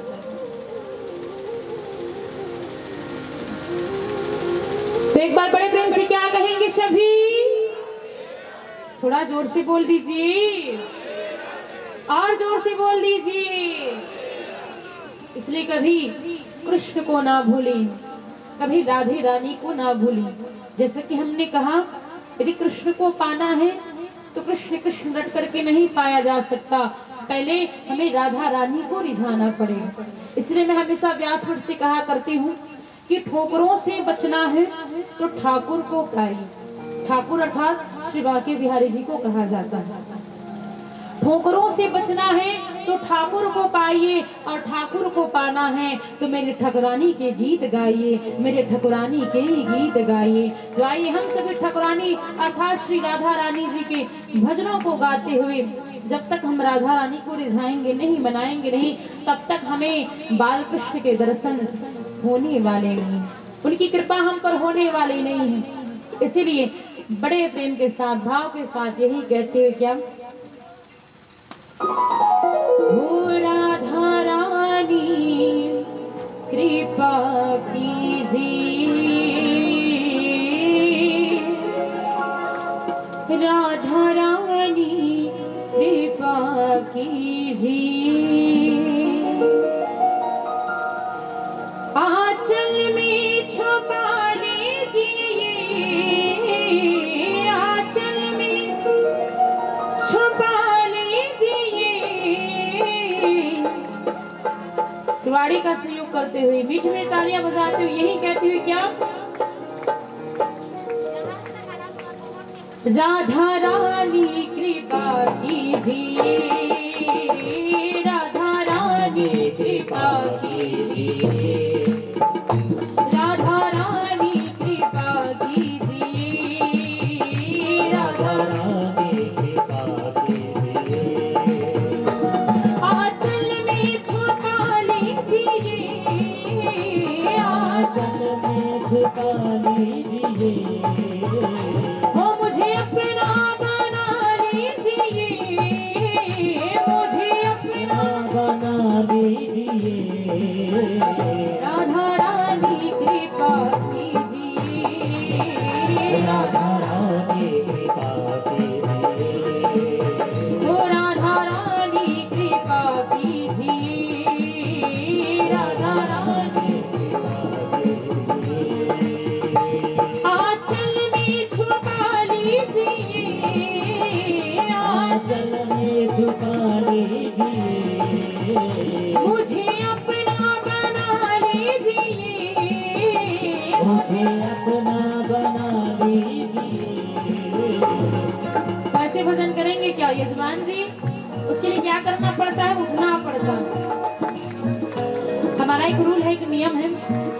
कथा सुनोगे तो आपको शांति से हम बैठने देंगे, और लेकिन जब भजन चलेगा तो हम आपको शांति से बैठने नहीं देंगे। ये हमारा नियम है।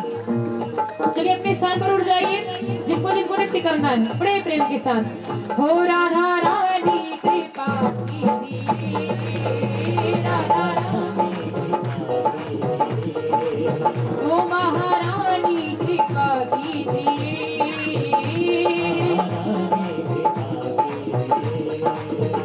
आंचल में छुपा लीजिए, आंचल में छुपा लीजिए, ममता के साथ चलिए, आंचल में छुपा लीजिए, आंचल में छुपा लीजिए।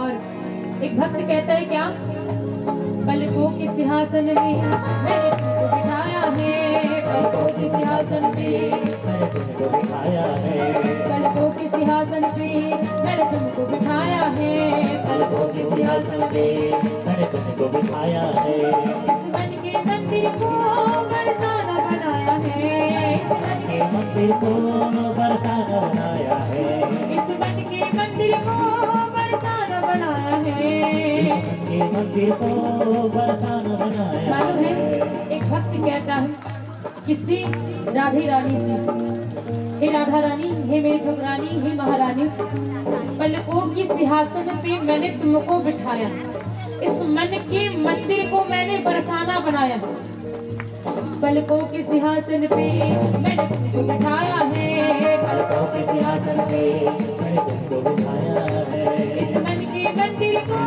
बरसाना बनाया है, इस मन के मंदिर को बरसाना बनाया है, इस मन के मंदिर को बरसाना बनाया है, इस मन के मंदिर को बरसाना बनाया है। इसमें आके रहा कीजिए, इसमें आके रहा कीजिए, इसमें आके रहा कीजिए, इसमें आके रहा कीजिए, ओ राधा रानी कृपा कीजिए, राधा रानी कृपा कीजिए, ओ महारानी कृपा कीजिए, सभी के हाथ में बीच में तालियां होनी चाहिए। जय हो।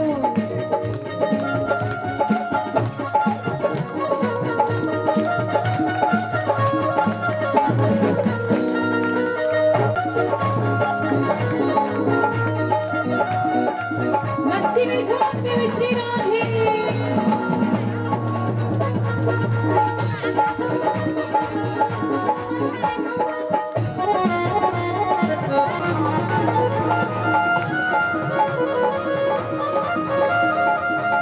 हर बार मेरा जीवन पहले भी व्यर्थ हुआ, हर बार मेरा जीवन पहले भी व्यर्थ हुआ, हर बार मेरा जीवन पहले भी व्यर्थ हुआ, हर बार मेरा जीवन मैं तोड़ नहीं पाया माया की हर बंधन, मैं तोड़ नहीं पाया माया की हर बंधन, मैं तोड़ नहीं पाया माया की हर बंधन, मैं तोड़ नहीं पाया माया की हर बंधन। भक्त कहता है कि हे राधा रानी, पहले भी व्यर्थ हुआ, 84 लाख योनियां भटकने के बाद में मानव तन मिलता है या नहीं मिलता है। राधा रानी, यह मेरा जीवन पहले व्यर्थ था, मैं इस माया के बंधन से छुड़ा नहीं पाया। भक्त कहता है राधे रानी से, पहले भी व्यर्थ हुआ, हर बार मेरा जीवन पहले भी व्यर्थ हुआ, हर बार मेरा जीवन पहले भी व्यर्थ हुआ, हर बार मेरा जीवन पहले भी व्यर्थ हुआ, हर बार मेरा जीवन मैं तोड़ नहीं पाया माया की हर बंधन, मैं तोड़ नहीं पाया माया के हर बंधन, मैं तोड़ नहीं पाया माया के हर बंधन, मैं तोड़ नहीं पाया माया के हर बंधन। अब की बारी बचा लीजिए, अब की बारी बचा लीजिए, अब की बारी बचा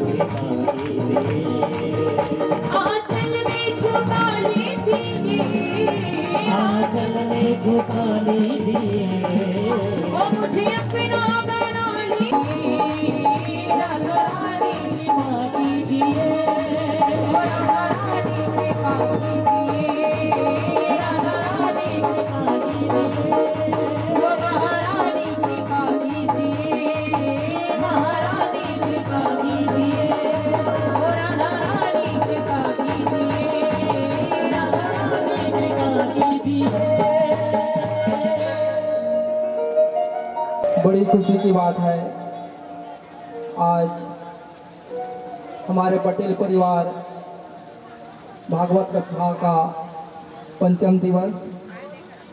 आप सभी आए हुए समस्त श्रद्धालु भक्तजन कथा पटेल परिवार की तरफ से हार्दिक हार्दिक स्वागत करती हैं।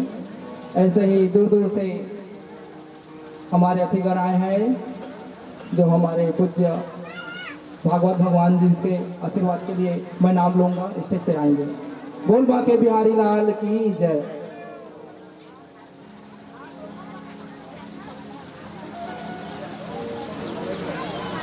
सिलधी से माननीय मुन्ना गुरु जी गढ़सेना, आप अति शीघ्र जी भागवत भगवान से आशीर्वाद के लिए मंच में पहुंचेंगे। मुन्ना गुरु जी, राजेश पटेल जी मुड़बाड़ से हैं, सपत्नी परिवार सहित आप भी मंच में पहुंचेंगे। भूपेंद्र साहू जी, माता भीमला देवी सिलादेवी से हैं, आप भी मंच में पहुंचेंगे। नरसिंह पटेल जी, आप मोहाडी से हैं, आप अति शीघ्र पहुंचेंगे। कन्हैया पटेल जी देवरानी से, रथराम पटेल जी देवरानी से,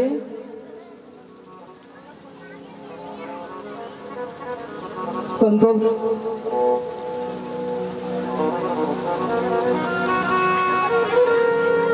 जोहन साहू जी, आप गतवा से हैं, आप अति शीघ्र मंच में पहुंचेंगे। राम कुमार पटेल जी, चाचा श्री सपत्नी सहित भूरीबाई, आप मोहाटी से हैं। संतोष यादव जी कोड़ी शंकर से सपत्नी सहित मंच में पहुंचेंगे। रानी पटेल दीदी जी, आप नगरेडी से हैं, आप भी मंच में पहुंचेंगे। फिरंगी पटेल जी मोहाटी से, पारसमढ़ी जी सिलदी से, गोपाल पटेल जी कोड़ी शंकर से, कीर्तन पटेल कोड़ी शंकर से, कीर्तन पटेल केवट, कीर्तन लाल केवट, उत्तरा देवांगन जी कोड़ी शंकर से, श्री राम पटेल कोड़ी शंकर से, रतु आदित्य कोड़ी शंकर से, सुखलाल पटेल कोड़ी शंकर से, सुखदास साहू जी कोड़ी शंकर से, प्रियंका पटेल देवरानी से, छतराम पटेल जी आप मवाड़ी से।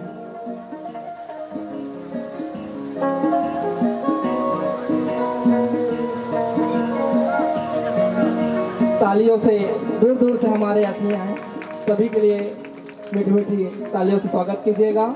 बोल बाके बिहारी लाल की जय। मैं जितने बंधुओं का नाम लिया हूँ, कृपा करके आप अति शीघ्र मंच में पहुंचेंगे।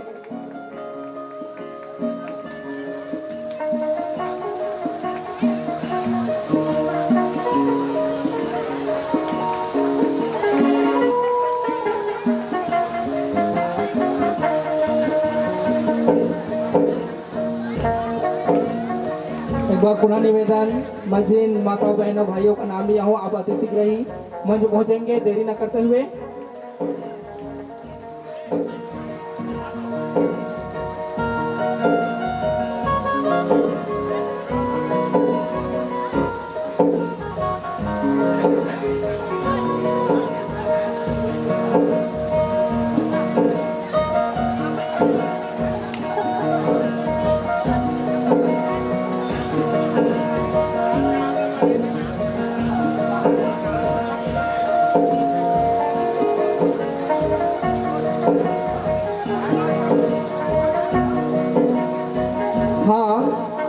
गतवा से भी हमारे अतिथिगण आज आए हुए हैं, और भी भागवत भगवान जी से एवं देवी जी से आशीर्वाद लेने के लिए मंच पहुंचेंगे। कथा इस तरह है, परदेसी पटेल जी गतवा से पुनीराम पटेल जी, गतवा से नारायण यादव जी, गतवा से पीताम्बर यादव जी, गतवा से चंद्राम यादव जी, गतवा से दिलीप भाई यादव, गतवा से अफघन यादव, गतवा से रामाधीन यादव जी, गतवा से राम भाई पटेल, गतवा से इतने जने अब अतिशीघ्र मंच पहुंचेंगे। हाँ, नाम अगर गतवा से छूटे हुए तो अब उनके साथ अब अतिशीघ्र ही आशीर्वाद के लिए मंच पहुंचेंगे। बोल मां के बिहारी लाल की जय। अपने कष्ट करेंगे।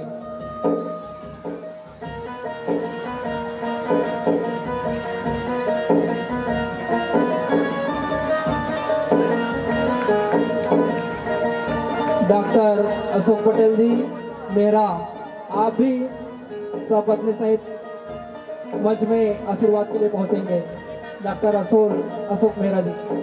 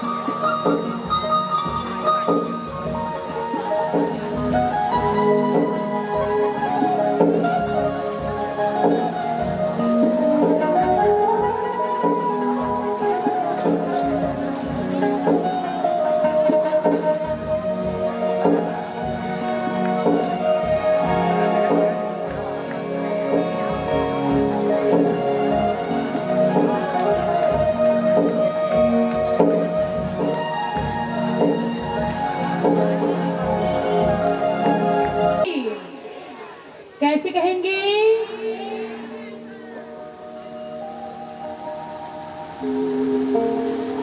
यहाँ मैंने देखा है जो कोई भी व्यासपीठ पर आते हैं उनको यहाँ से सम्मानित किया जाता है। कैसे? राधे राधे का दुपट्टा दे करके। फिर व्यक्ति जैसे ही नीचे जाते हैं राधे राधे दुपट्टा निकाल करके अपने पर्स या जेब में रख लेते हैं। कि क्या आपको पर्स में रखने के लिए दिया है? क्या करने के लिए दिया है? माताएं, राधे राधे गमछा देना, यहाँ व्यासपीठ पर सम्मानित होना कोई छोटी बात नहीं है। देखिए, व्यासपीठ पर आना, इस मानव देह का मिलना, इस मानव जीवन में हमें आना, इस शरीर का मिलना बड़े ही दुर्लभ की बात है। बहुत ही कठिनाइयों के बाद हमें यह तन मिलता है। व्यासपीठ पर आना हमें क्या सिखाता है मालूम है? सम्मानित करने आप आते हैं, व्यासपीठ पर आना हमें क्या सिखाता है? जिस कार्य पर हम, जिस पद पर अभी व्यक्त हैं, जिस कार्य के प्रति हमारा, जिस कार्य पर हम व्यक्त हैं, उस कार्य के प्रति हमारा दुगना कर्तव्य का बढ़ जाना, कार्य का बढ़ जाना, धर्म के प्रति कार्य का बढ़ जाना। इसलिए आपको राधे राधे दुपट्टा यहाँ से दिया जाता है। इसलिए जो राधे राधे दुपट्टा यहाँ से दिया जाता है उसको गले पर धारण करें, जेब या पर्स में रखने के लिए नहीं है। तुरंत जाते हैं, तुरंत निकाल लेते हैं। जो जो लगाए हैं राधे राधे दुपट्टा कितना सुंदर लग रहा है, आपने कभी महसूस किया? कार्य के प्रति आपका कार्य, किस कार्य के प्रति? धर्म के प्रति, कि हम सत्य के पथ पर चले, धर्म के पथ पर चले, दूसरों को भी जाने के लिए प्रेरित करें। इसलिए आपको यहाँ से सम्मान दिया जाता है। तो एक बार बड़े प्रेम से क्या कहेंगे सभी? थोड़ा धीरे बोल दीजिए, और धीरे बोल दीजिए। सुखदेव भगवान ने कहने लगे कि हे राजा परीक्षित, बड़े ध्यान के साथ सुनिएगा, क्योंकि आप और हम सभी बाल लीलाओं को सुन रहे हैं। और बाल लीलाओं को आप सुन रहे हैं तो यह समझ करके मत सुनिएगा कि बाल कृष्ण भगवान हमारे क्या हैं? हरि हैं, वो जगदीश्वर है, वो भगवान है। यदि आप ऐसा जान करके उनकी कथा को सुनोगे तो आनंद नहीं पाओगे, जो आप आनंद लेने के लिए यहाँ आप बैठे। बाल कृष्ण की कथा को कैसी सुननी है? अरे कि हमारे बाल कृष्ण जो लल्ला है, भगवान है, हमारे छोटे से शिशु हैं, बालक हैं। जैसे एक माँ एक शिशु को, एक बालक को गोदी में लेकर के क्या करती है? उससे प्रेम करती, स्नेह करती है। ऐसा जान करके आपको कथा को सुनना है, तभी बाल लीलाओं के रस को आप अनुभूति कर सकते हैं, आनंद ले सकते हैं, अन्यथा नहीं। भगवान की बाल लीलाएं ब्रज में रह करके, गोकुल में रह करके बढ़ने लगी। सुखदेव भगवान ने कहने लगे कि राजा परीक्षित, राजा कंस को जब पता चला कि पूतना राक्षसी जी का वध हो गया है, राजा कंस ने किनको भेजा है? एक असुर को भेजा, जिसे सकट भंजन भी कहते हैं, सकटासुर। जब बालकृष्ण जी 2.5 माह के हुए तो कहते हैं, माताओं को ज्यादा पता होगा जिनके शिशु होंगे, 2.5 माह में जो शिशु होता है, जो बालक होता है, करवट बदलता है। क्या करता है? क्या क्रिया करता है? करवट बदलने की क्रिया करता है। आज मैया यशोदा ने देखा, अरे जो मेरा लल्ला है ना, जो मेरा लाला है, वो करवट बदल रहा है। इतने आनंदित हो जाते हैं। और उसी देखिए, जब उन्होंने देखा कि मेरा लल्ला जो है करवट बदल रहा है, आज उन्होंने एक यज्ञ किया, एक पूजन किया, ब्राह्मण को बुलाया, ब्राह्मणों को दान दिया। आज देखिए जो यशोदा मैया है, अपने लल्ला को पालने सहित एक सकटे के नीचे में रख देते हैं। सकटा किसे कहते हैं? जिसे हम छत्तीसगढ़ी में गाड़ा कहते हैं, जिसे हम क्या करते हैं? धान का कार्य, धान को ले जाते हैं। उस सकटे के नीचे आज यशोदा मैया ने बाल कृष्ण को पालने सहित रख दिया। उसी सकटे में सकट भंजन, से सकटासुर कहते हैं, जो क्या है? देह विहीन है। आज उसी सकटे में जाकर के बैठ जाता। आज हरि की कृपा कैसी होती है? सीधे देखिए, उनके छोटे छोटे कर हैं, छोटे छोटे पग हैं। आज उन पग से जैसे ही सकटासुर को, उस सकट को क्या करते हैं? स्पर्श करते हैं। आज सकटासुर दूर आसमान पर उड़ जाता है। आज श्री बांके बिहारी जी ने सकटासुर का उद्धार किया है। बोलिए भक्तवत्सल भगवान की। भगवान की लीलाएं सच में बहुत ही विचित्र है, कोई इन्हें समझ नहीं पाएगा। अद्भुत लीला उनकी। राजा कंस ने त्रिणाव्रत को भेजा, जो बवंडर के रूप में आया। आज बालकृष्ण जी को उड़ा करके सीधे त्रिणाव्रत जो है बवंडर के रूप में आया। ऐसे गोल गोल घूमते घूमते सीधे बालकृष्ण जी को आकाश मार्ग में ले गया, सीधे आकाश ऊपर। सुखदेव भगवान मालूम है क्या कहते हैं? राजा परीक्षित, जब त्रिणाव्रत बवंडर के रूप में आया, बाल कृष्ण को ऐसे गोल घेरे के रूप में उड़ाते उड़ाते ले गया। मालूम है सीधे जब बाल कृष्ण जी आकाश ऊपर गए, देखिए यहाँ भयभीत नहीं हुए। आकाश मार्ग से देखिए उड़ रहे हैं, उस बवंडर के रूप में तूफान में ऐसे उड़ रहे हैं और नीचे देख रहे हैं कहाँ को, ब्रज को, गोकुल को। अरे जब मैं माखन चोरी की लीला करूंगा तो किस गली से भागूंगा। आकाश मार्ग में उड़ रहे हैं बवंडर, जो क्या तृणावत एक असुर हैं, बवंडर के रूप में आया, दूर उनको ले जाते हैं और बाल कृष्ण जी उनको कैसा आनंद आ रहा है मालूम है कि वो झूला झूल रहे हैं। ऐसे गोल गोल घूमते हैं ना, जब झूला जो है गोल गोल घूम क्या करता है, घूमता रहता है और हम उसमें झूमते रहते हैं।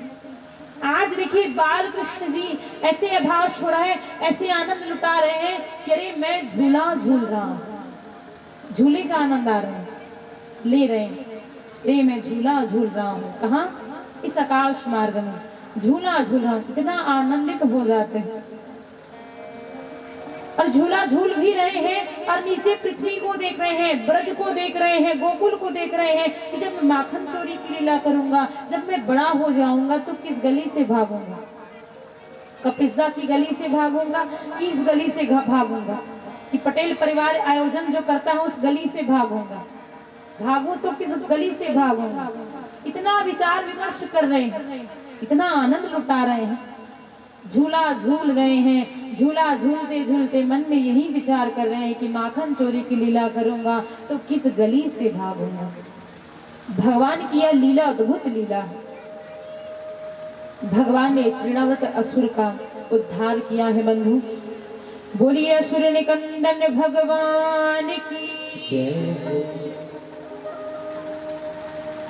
सुखदेव भगवान कहने लगे कि हे राजा परीक्षित, बड़े ध्यान के साथ सुनेगा, श्री बांके बिहारी जी के नामकरण संस्कार की लीला को पूर्ण करते हैं।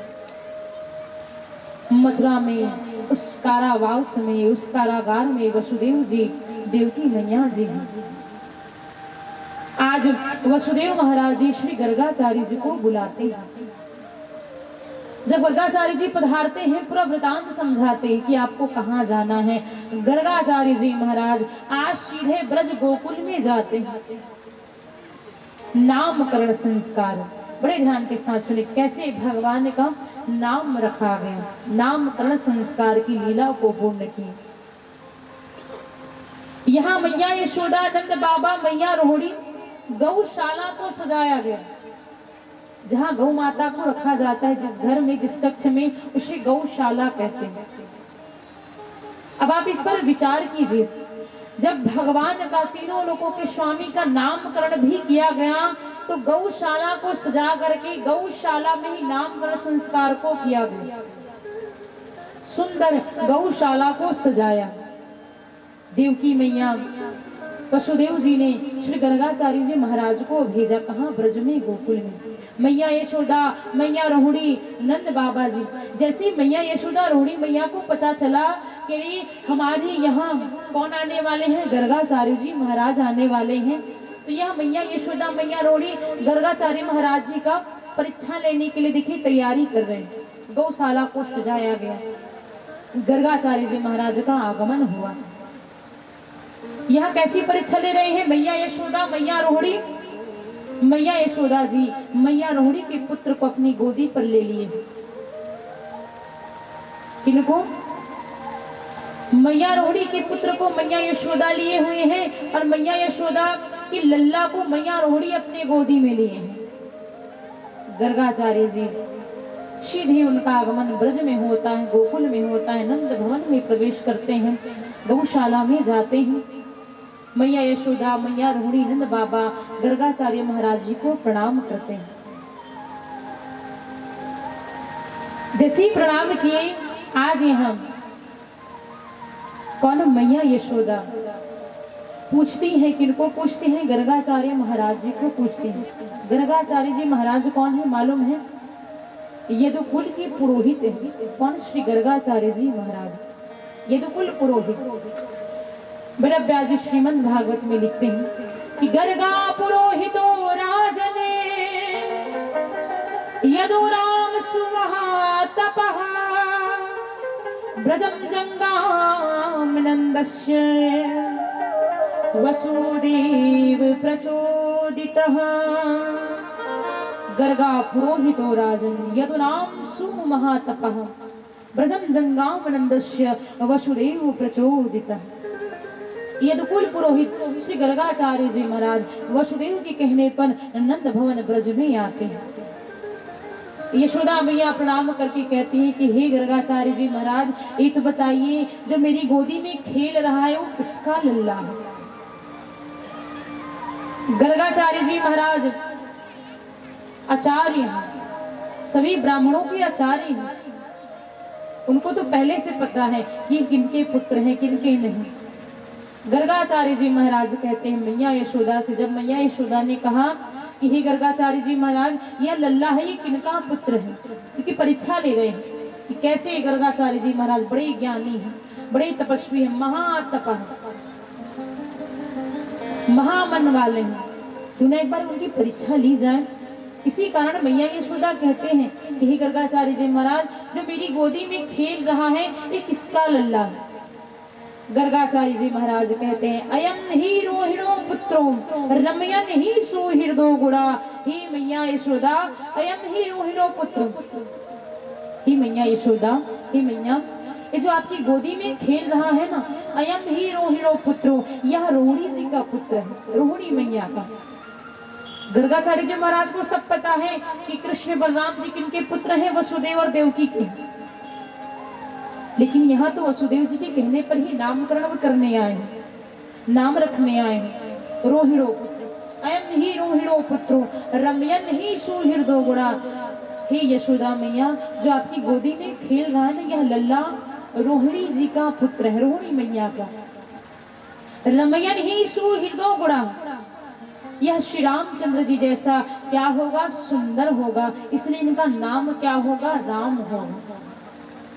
और इनके अंदर क्या होगा, बल की अधिकता होगी, बहुत बड़े बलवान होंगे, इसलिए इनका नाम क्या होगा, बलराम होगा। बोलिए बलराम जी महाराज की। कोई उसे हलधर कहता है, कृष्ण जी बांके बिहारी जी राव भैया कहते हैं, कोई उन्हें संकर्षण भगवान भी कहते हैं। संकर्षण क्यों कहा जाता है? कल आपने सुना कि योग माया को बांके बिहारी जी ने बुलाया और आकर्षण के माध्यम से योग माया ने देवकी मैया का 7वां गर्भ कहाँ, रोहिणी मैया के गर्भ में डाला, संकर्षण के माध्यम से, इसलिए उनका नाम पड़ा क्या, संकर्षण। आकर्षण के माध्यम से गर्भ में डाला गया, नाम पड़ गया संकर्षण। कोई उन्हें बलराम कहता है क्योंकि बल की अधिकता है, बहुत बड़े बलवान है, गदाधारी है। कौन? बलराम जी महाराज गदा चलाने में माहिर हैं, इसलिए उनके शिष्य कौन है, दुर्योधन महाराज है। उनके जैसा गदाधारी और इस संसार में कोई नहीं है। जो दुर्योधन उनके क्या है, शिष्य है। सुखदेव भगवान कहने लगे कि हे राजा परीक्षित, यहाँ जब रुक्मणी रोहिणी मैया जी पूछती हैं कि हे गर्गाचार्य जी महाराज ठीक है यह मेरा पुत्र है, आप बताइए कि जो मेरी गोदी में लेटा हुआ है यह काला कलोठा यह किसका पुत्र है? गर्गाचार्य जी महाराज कहते हैं हे मैया, हे रोहिणी मैया, जो आपकी गोदी में यह काला कलोठा बालक खेल रहा है यह यशोदा मैया का पुत्र है। यह इतना चंचल होगा, इतना तीव्र होगा, बहुत ही नटखट होगा, इसलिए इनका नाम क्या होगा, कृष्ण होगा। कृष्ण किसे कहते हैं? संस्कृत में काले वर्ण को कृष्ण कहा जाता है। काले कलूठे, इतने नटखट, इतने चंचल होंगे, इसलिए इनका नाम क्या होगा, कृष्ण होगा। यह टेढ़े भी होंगे, इतना टेढ़ा होंगे कि सबसे अपना बात निकलवा लेंगे। कि कैसे होंगे, टेढ़े होंगे, इसलिए इनका नाम क्या होगा, बांके होगा। बांके किसे कहते हैं, टेढ़े को का बांके कहा जाता है। बोलिए बांके बिहारी लाल की। कोई उन्हें चितचोर कहता है, कोई उन्हें माखन चोर कहता है, कोई श्याम कहता है, कोई घनश्याम कहता है, कोई मोहन कहता है, कोई मदन मोहन कहता है, कोई नंद का लाला कहता है, कोई गोविंद कहता है, कोई मुरारी कहता है। जैसे भक्तों ने चाहा वैसा भगवान ने अपने नाम रख लिया। सुखदेव भगवान कहने लगे कि हे राजा परीक्षित, कोई उन्हें गोविंद कहता है, कोई उन्हें गोपाल कहता है, कोई उन्हें मधुसूदन कहता है। इतने नाम है भगवान के, जैसा भक्तों ने रखा भगवान ने वैसा ही नाम को स्वीकार कर लिया। नामकरण संस्कार की लीला पूर्ण हुई। मालूम है जब मैया यशोदा, मैया रोहिणी, नंद बाबा ने यह सुना, दोनों मैयाओं ने नाम को सुना कृष्ण, यह तो कितना कठिन नाम है। यदि जिनके दांत ना हो उन बुजुर्गों से यदि कृष्ण नाम लेने के लिए कहूं तो क्या कृष्ण नाम ले पाएंगे? मुख से निकलेगा क्या? नहीं। जिनके दांत ना हो वो कृष्ण का नाम नहीं निकाल पाएंगे। जो वृद्ध हो, दोनों मैयाओं ने देखा, अरे हमारे लल्ला का नाम कितना क्या है, कठिन नाम है, कृष्ण। इसलिए दोनों मैयाओं ने अपने अपने बालकों का नाम रखा। क्या? यहाँ रोहिणी मैया अपने बालक का नाम रखती हैं, जो बलराम है उनका नाम रखते हैं क्या? बलुआ। और कृष्ण का नाम क्या रखते हैं? कनुआ नाम रखते हैं। जो श्रीमद् भागवत में इनका वर्णन नहीं आया है, लेकिन दोनों माताओं ने नामकरण किया। क्या? बलुआ, कनुआ। काले हैं भगवान और वो क्या है? बलवा है, बलवान, इसलिए बलवा रख दिया।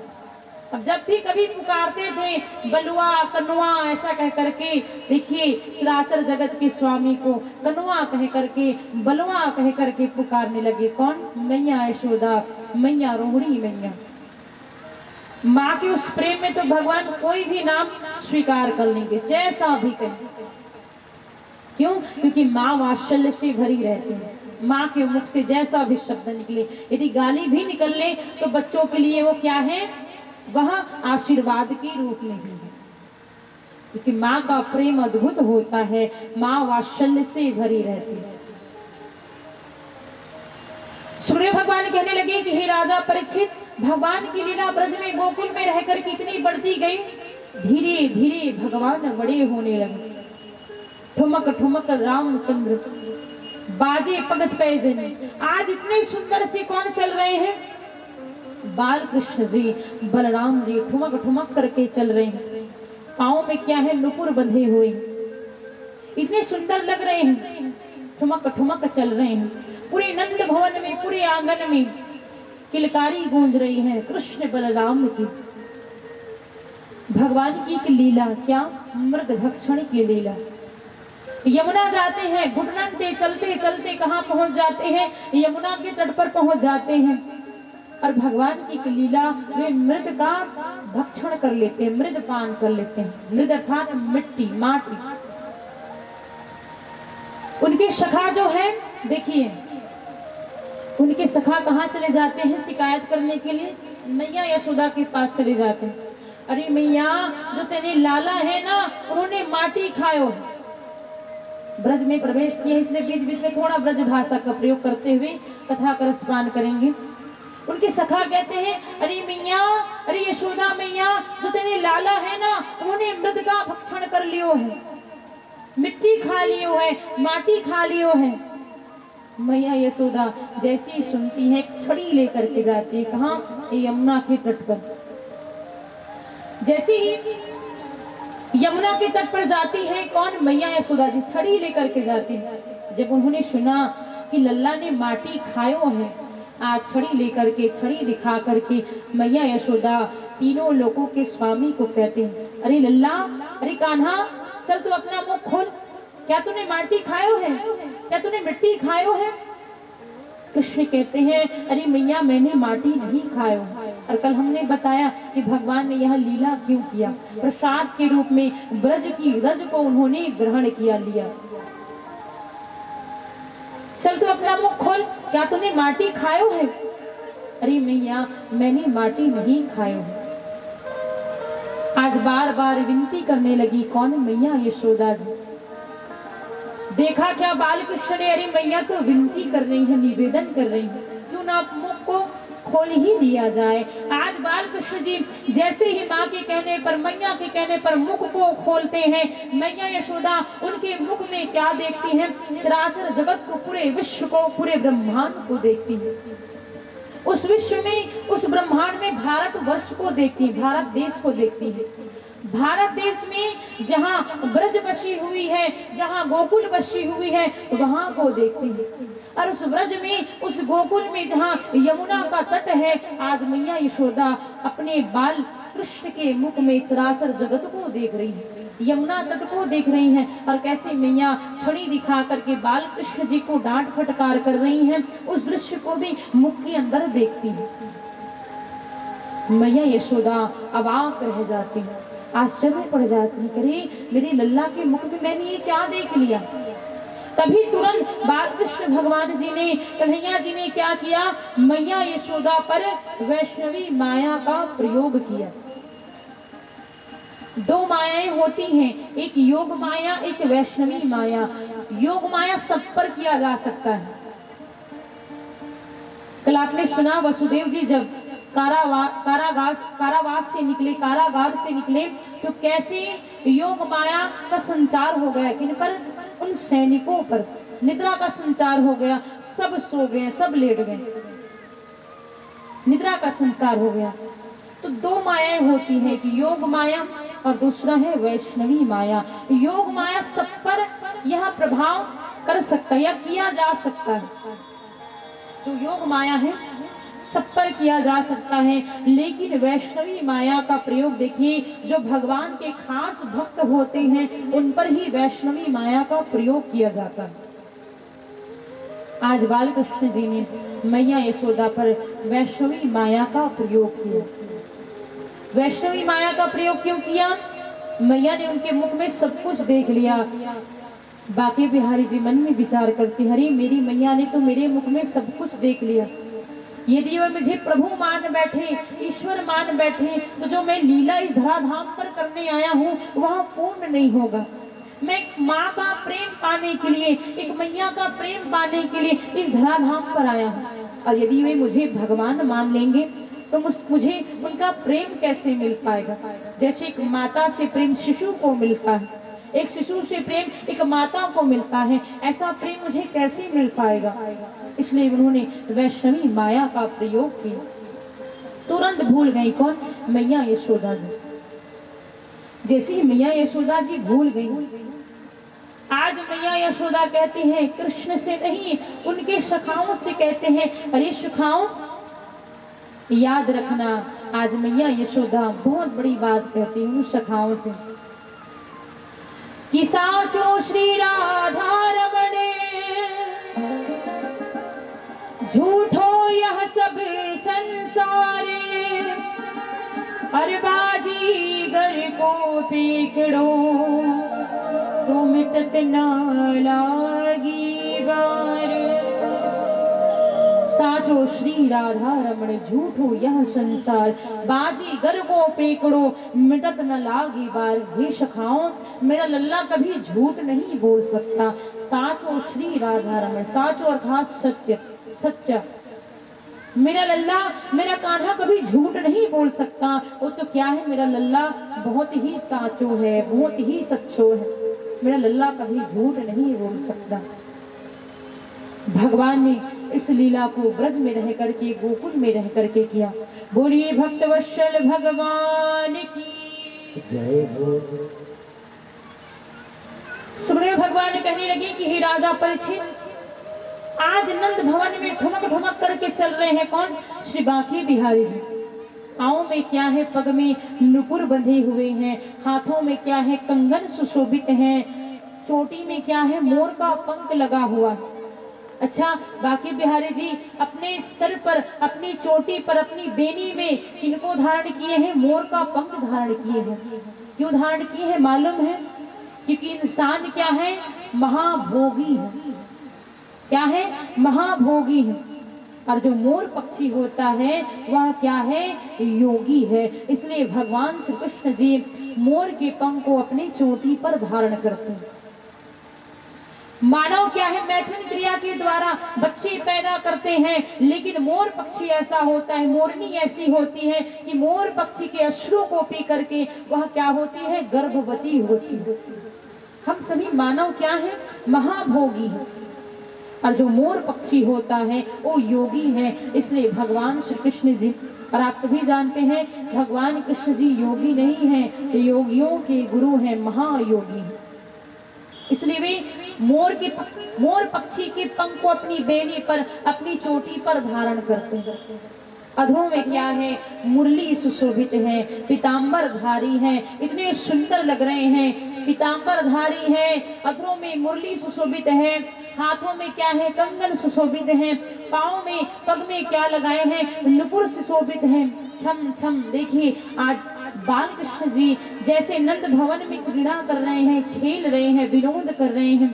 पग में क्या बंधे हुए हैं, नुपुर बंधे हुए हैं, छम छम की आवाज कर रहे हैं। बाकी बिहारी जी खेल ही खेल में जो उनके नंद बाबा जी हैं, उनके चरणों को अपने सर पर रख लेते हैं। किनको? चरण पादुका को, चप्पल को अपने सर पर रख लेते हैं। किनके? नंद बाबा को चरणों की, चरण पादुका को, चप्पल को, तीनों लोगों का स्वामी अपने सर पर लेकर के घूम रहा है, खेल रहा है। कभी बालकृष्ण जी नंद बाबा के तरकस से तलवार को निकाल करके खेलने लगते हैं। मालूम है देवी देवतागण भी देख करके नंद बाबा, मैया यशोदा, रोहिणी मैया को देख करके जलने लगते हैं। मालूम है क्यों? देवतागण मन में विचार करते हैं, अरे कितने सौभाग्यशाली हैं, बहुत ही किस्मत वाले हैं। कौन? नंद बाबा, मैया यशोदा, जिनके घर में आज स्वयं जगदीश्वर बाल रूप पर पधारे हुए हैं। और इतने भाग्यशाली नंद बाबा जी, मैया यशोदा, नंद बाबा की चरण पादुका को भगवान श्री बांके बिहारी जी अपने चरणों पर रख लिए हैं। तीनों लोगों के स्वामी चरण पादुका को, विचार करने वाली बात है बंधु।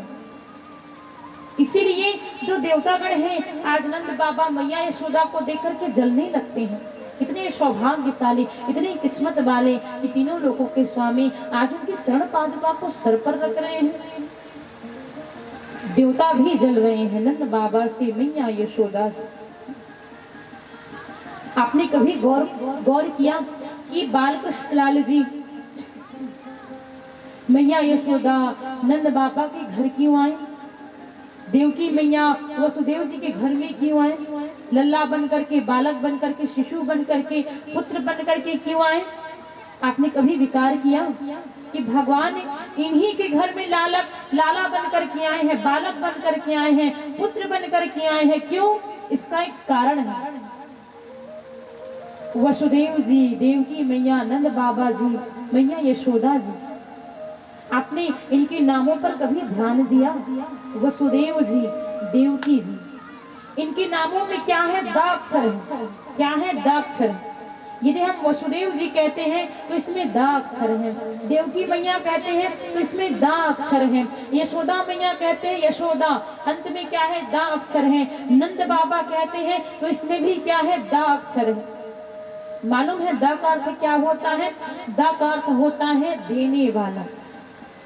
जो सबको देना जानता हूँ, जो सबको देने वाला होता है, उसी के घर में भगवान का जन्म होता है, उसी के घर में भगवान का जन्म होता है, जो दूसरों को देना जानता है। इसलिए यही कारण है कि वसुदेव जी, देवकी मैया जी, नंद बाबा जी, मैया यशोदा जी, इनके घर में किनका जन्म हुआ? श्री बांके बिहारी लाल का जन्म हुआ, भगवान का जन्म हुआ। इसलिए बंधुओं, दूसरों को देना सीखिए। मालूम है कल आपने कथा सुना राजा बलि की, उससे क्या सीख लिए आप यही कहोगे देवी जी कैसे राजा बलि ने सर्वस्व बांके बिहारी जी को सौंप दिया। हम ये नहीं कह रहे हैं क्या आप अपना तन मन, क्या पूरा धन, अपना जीवन सौंप दो, ऐसा नहीं। अच्छी बात है आप अपना तन मन धन जीवन सौंप रहे हो भगवान को, ये तो और अच्छी बात है, सोने पर सुहागा हो गए। हमें नहीं कह रहे कि राजा बलि ने अपना सर्वस्व लुटा बैठे भगवान पर, आप भी अपना सर्वस्व लुटाओ उन पर। कल की कथा में आपने क्या सीख लिया? कल आपने देखा सुना भी कि जब शुक्राचार्य जी महाराज सूक्ष्म रूप धारण करके कहाँ चले जाते, कहाँ बैठ जाते हैं? कमंडल की छिद्र में जाकर के बैठ जाते हैं। कैसे संकल्प करोगे और कैसे इस ब्राह्मण को तुम अपना क्या 3 पग भूमि प्रदान करोगे? वामनधारी भगवान ने तिनका लिया और उस कमंडल के छिद्र में छेद दिया, जिससे उनकी एक आंख फूट गई। तो कहने का तात्पर्य ये क्या है? यदि कोई दान दे रहा है, कोई दान दे रहा है तो बीच में उसे रोकिए मत, टोकिए मत। यदि कोई दान दे रहा है तो आप भी सीखिए, अरे जब वो दान दे सकता है तो हम क्यों नहीं दान दे सकते। लेकिन कलयुग के प्राणी प्रायः कैसे होते हैं, पड़ोसी वाला दान देता है तो सामने वाला कहता है अरे क्या दान दे रहे हो, दान मत दो। बीच में हम क्या करते हैं, उल्लंघन करते हैं। मैं तो कहती हूँ बंधु, यदि पड़ोसी वाला दान दे रहा है किसी को, चाहे वह गरीब हो, भिक्षुक हो, सन्यासी हो, जोगी हो, या भगवान को अर्पित करना है, तो आप भी उनसे कुछ सीखिए। जब वो दान कर सकता है तो मैं क्यों नहीं दान कर सकता। यदि कोई दान दे रहा है तो बीच में रोकिए टोकिए मत, वरना आपकी भी स्थिति वैसी होगी जैसे शुक्राचार्य जी महाराज की हुई थी। उनकी तो एक आंख फूटी थी। एक कलयुग है, क्या पता हमारा दोनों आंख फूट जाए। इसलिए कोई दान दे रहा है तो रोकिए टोकिए मत, बल्कि आप भी उससे क्या सीखिए, प्रेरणा लीजिए कि वो भी दान दे रहा है तो अरे मैं भी दान दूं, तो ऐसा दान आप दीजिए। आपने बंधु राजा हरिश्चंद्र जी के बारे में सुना होगा। राजा हरिश्चंद्र जी सत्यवादी कौन है? राजा हरिश्चंद्र महाराज जी। मालूम है राजा हरिश्चंद्र जी जब दान देते थे तो उनकी आंखें नीचे झुक जाती थी। बड़े ध्यान के साथ सुनेगा, सबकी निगाहें व्यास की तरफ होनी चाहिए। एक बार बड़े भाव से क्या कहेंगे सभी, थोड़ा जोर से बोल दीजिए, राधे राधे, और जोर से बोल दीजिए, राधे राधे। राजा हरिश्चंद्र जी ऐसे दानवीर थे, सत्यवादी राजा हरिश्चंद्र महाराज जी, जो सूर्य वंश में पैदा हुए, जन्म लिए। राजा हरिश्चंद्र जी जब दान देते थे तो मालूम है कैसे दान देते थे? जब किसी को दान देते थे, हाथ ऐसे बढ़ाते थे, दान देते थे, तो उनकी नजरें ऐसे नीचे झुक जाती थी। लोगों में यह बात फैल गई, नगर में यह पूरा बात फैल गया, ढिढोरा पिट गया, अरे कैसे दानवीर हैं, कैसे राजा है ये, दान भी करते हैं और इनको लज्जा भी आती है। क्योंकि राजा हरिश्चंद्र जी जब दान देते थे तो उनकी नजरें ऐसे झुक जाती थी, ऐसे देते थे दान। लोगों में यह बात फैल गई, अरे कैसे राजा हैं, कैसे दानवीर हैं कि दान भी देते हैं और इनको लज्जा भी आती है, शर्म भी आता है, कैसे दानवीर हैं। जब यह बात गोस्वामी तुलसीदास जी तक पहुंचा तो बंधुओं गोस्वामी तुलसीदास जी ने एक पत्र लिखा, किनको? राजा हरिश्चंद्र को। और गोस्वामी तुलसीदास जी ने उस पत्र में क्या लिखा, किनके लिए? राजा हरिश्चंद्र के लिए। पत्र में लिखते हैं गोस्वामी तुलसीदास जी कि ऐसी देनी देन जो कित सीखे हो शैन, ऐसी देनी देन जो कित सीखे हो शैन, ज्यो ज्यो कर ऊंचो करियो त्यों त्यों नीचे मैं। गोस्वामी तुलसीदास जी क्या लिखते हैं उस पत्र में, हे पुत्र, हे हरिश्चंद्र, तुमने ऐसा दान कहाँ से देना सीखा? ऐसी देनी देन जो कित सीखे हो शेन, ज्यो ज्यो कर ऊंचो करो त्यों तो तासो नीचे न। जैसे तुम कर को ऊपर बढ़ाते हो दान देने के लिए, वैसे ही शीघ्र ही तुम्हारा जो नजरें हैं, निगाहें वो नीचे हो जाती है। क्या तुम्हें लज्जा आती है? क्या तुम्हें शर्म आता है? तभी तुम अपनी निगाहों को नीचे कर लेते हो।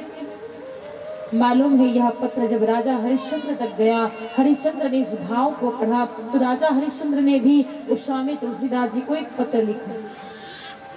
उस पत्र में राजा हरिश्चंद्र जी क्या कहते हैं, बड़े ध्यान के साथ सुनिएगा कि देनहार कोई और है जो भेजत दिन रैन।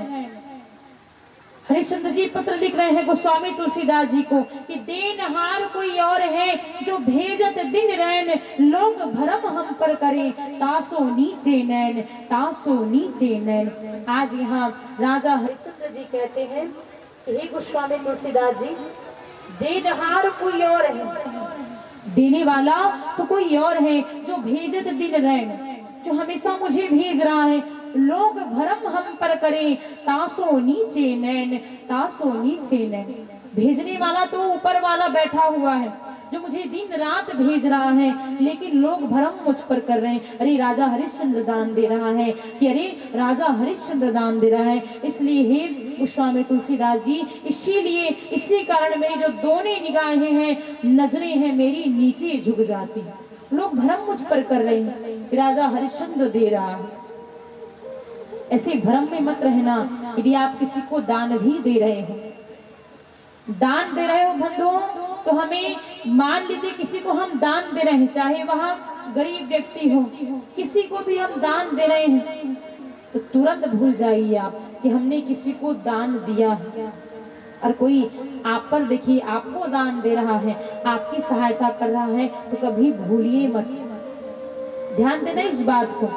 यदि आप किसी को दान दे रहे हैं तो तुरंत भूल जाइए कि मैंने किसी को दान दिया है। और कोई आपकी सहायता कर रहा है, आपको दान दे रहा है, तो कभी जीवन पर्यंत कभी भूलना नहीं चाहिए।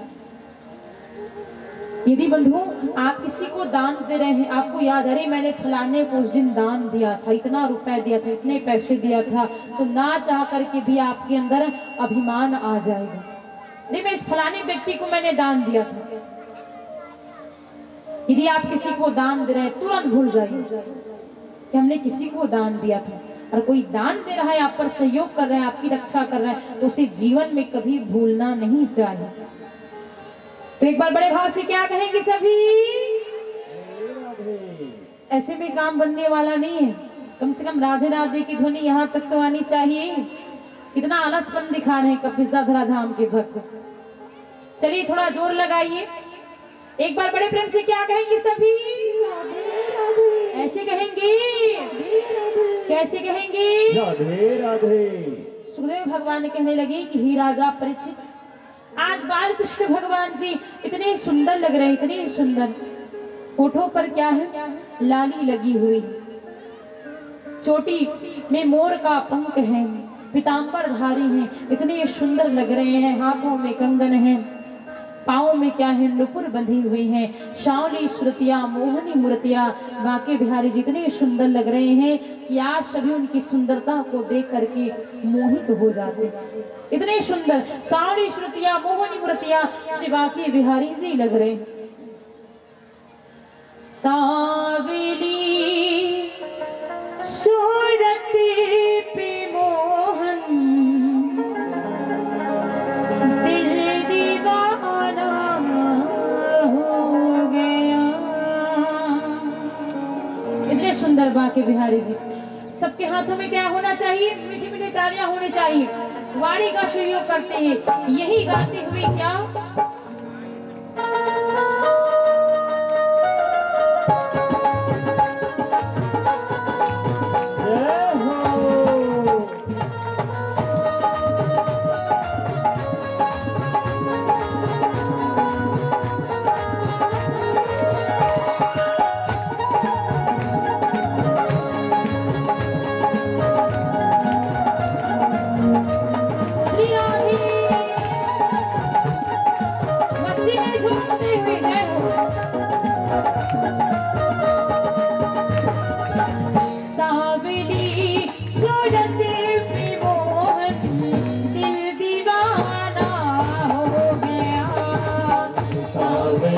सूरत पे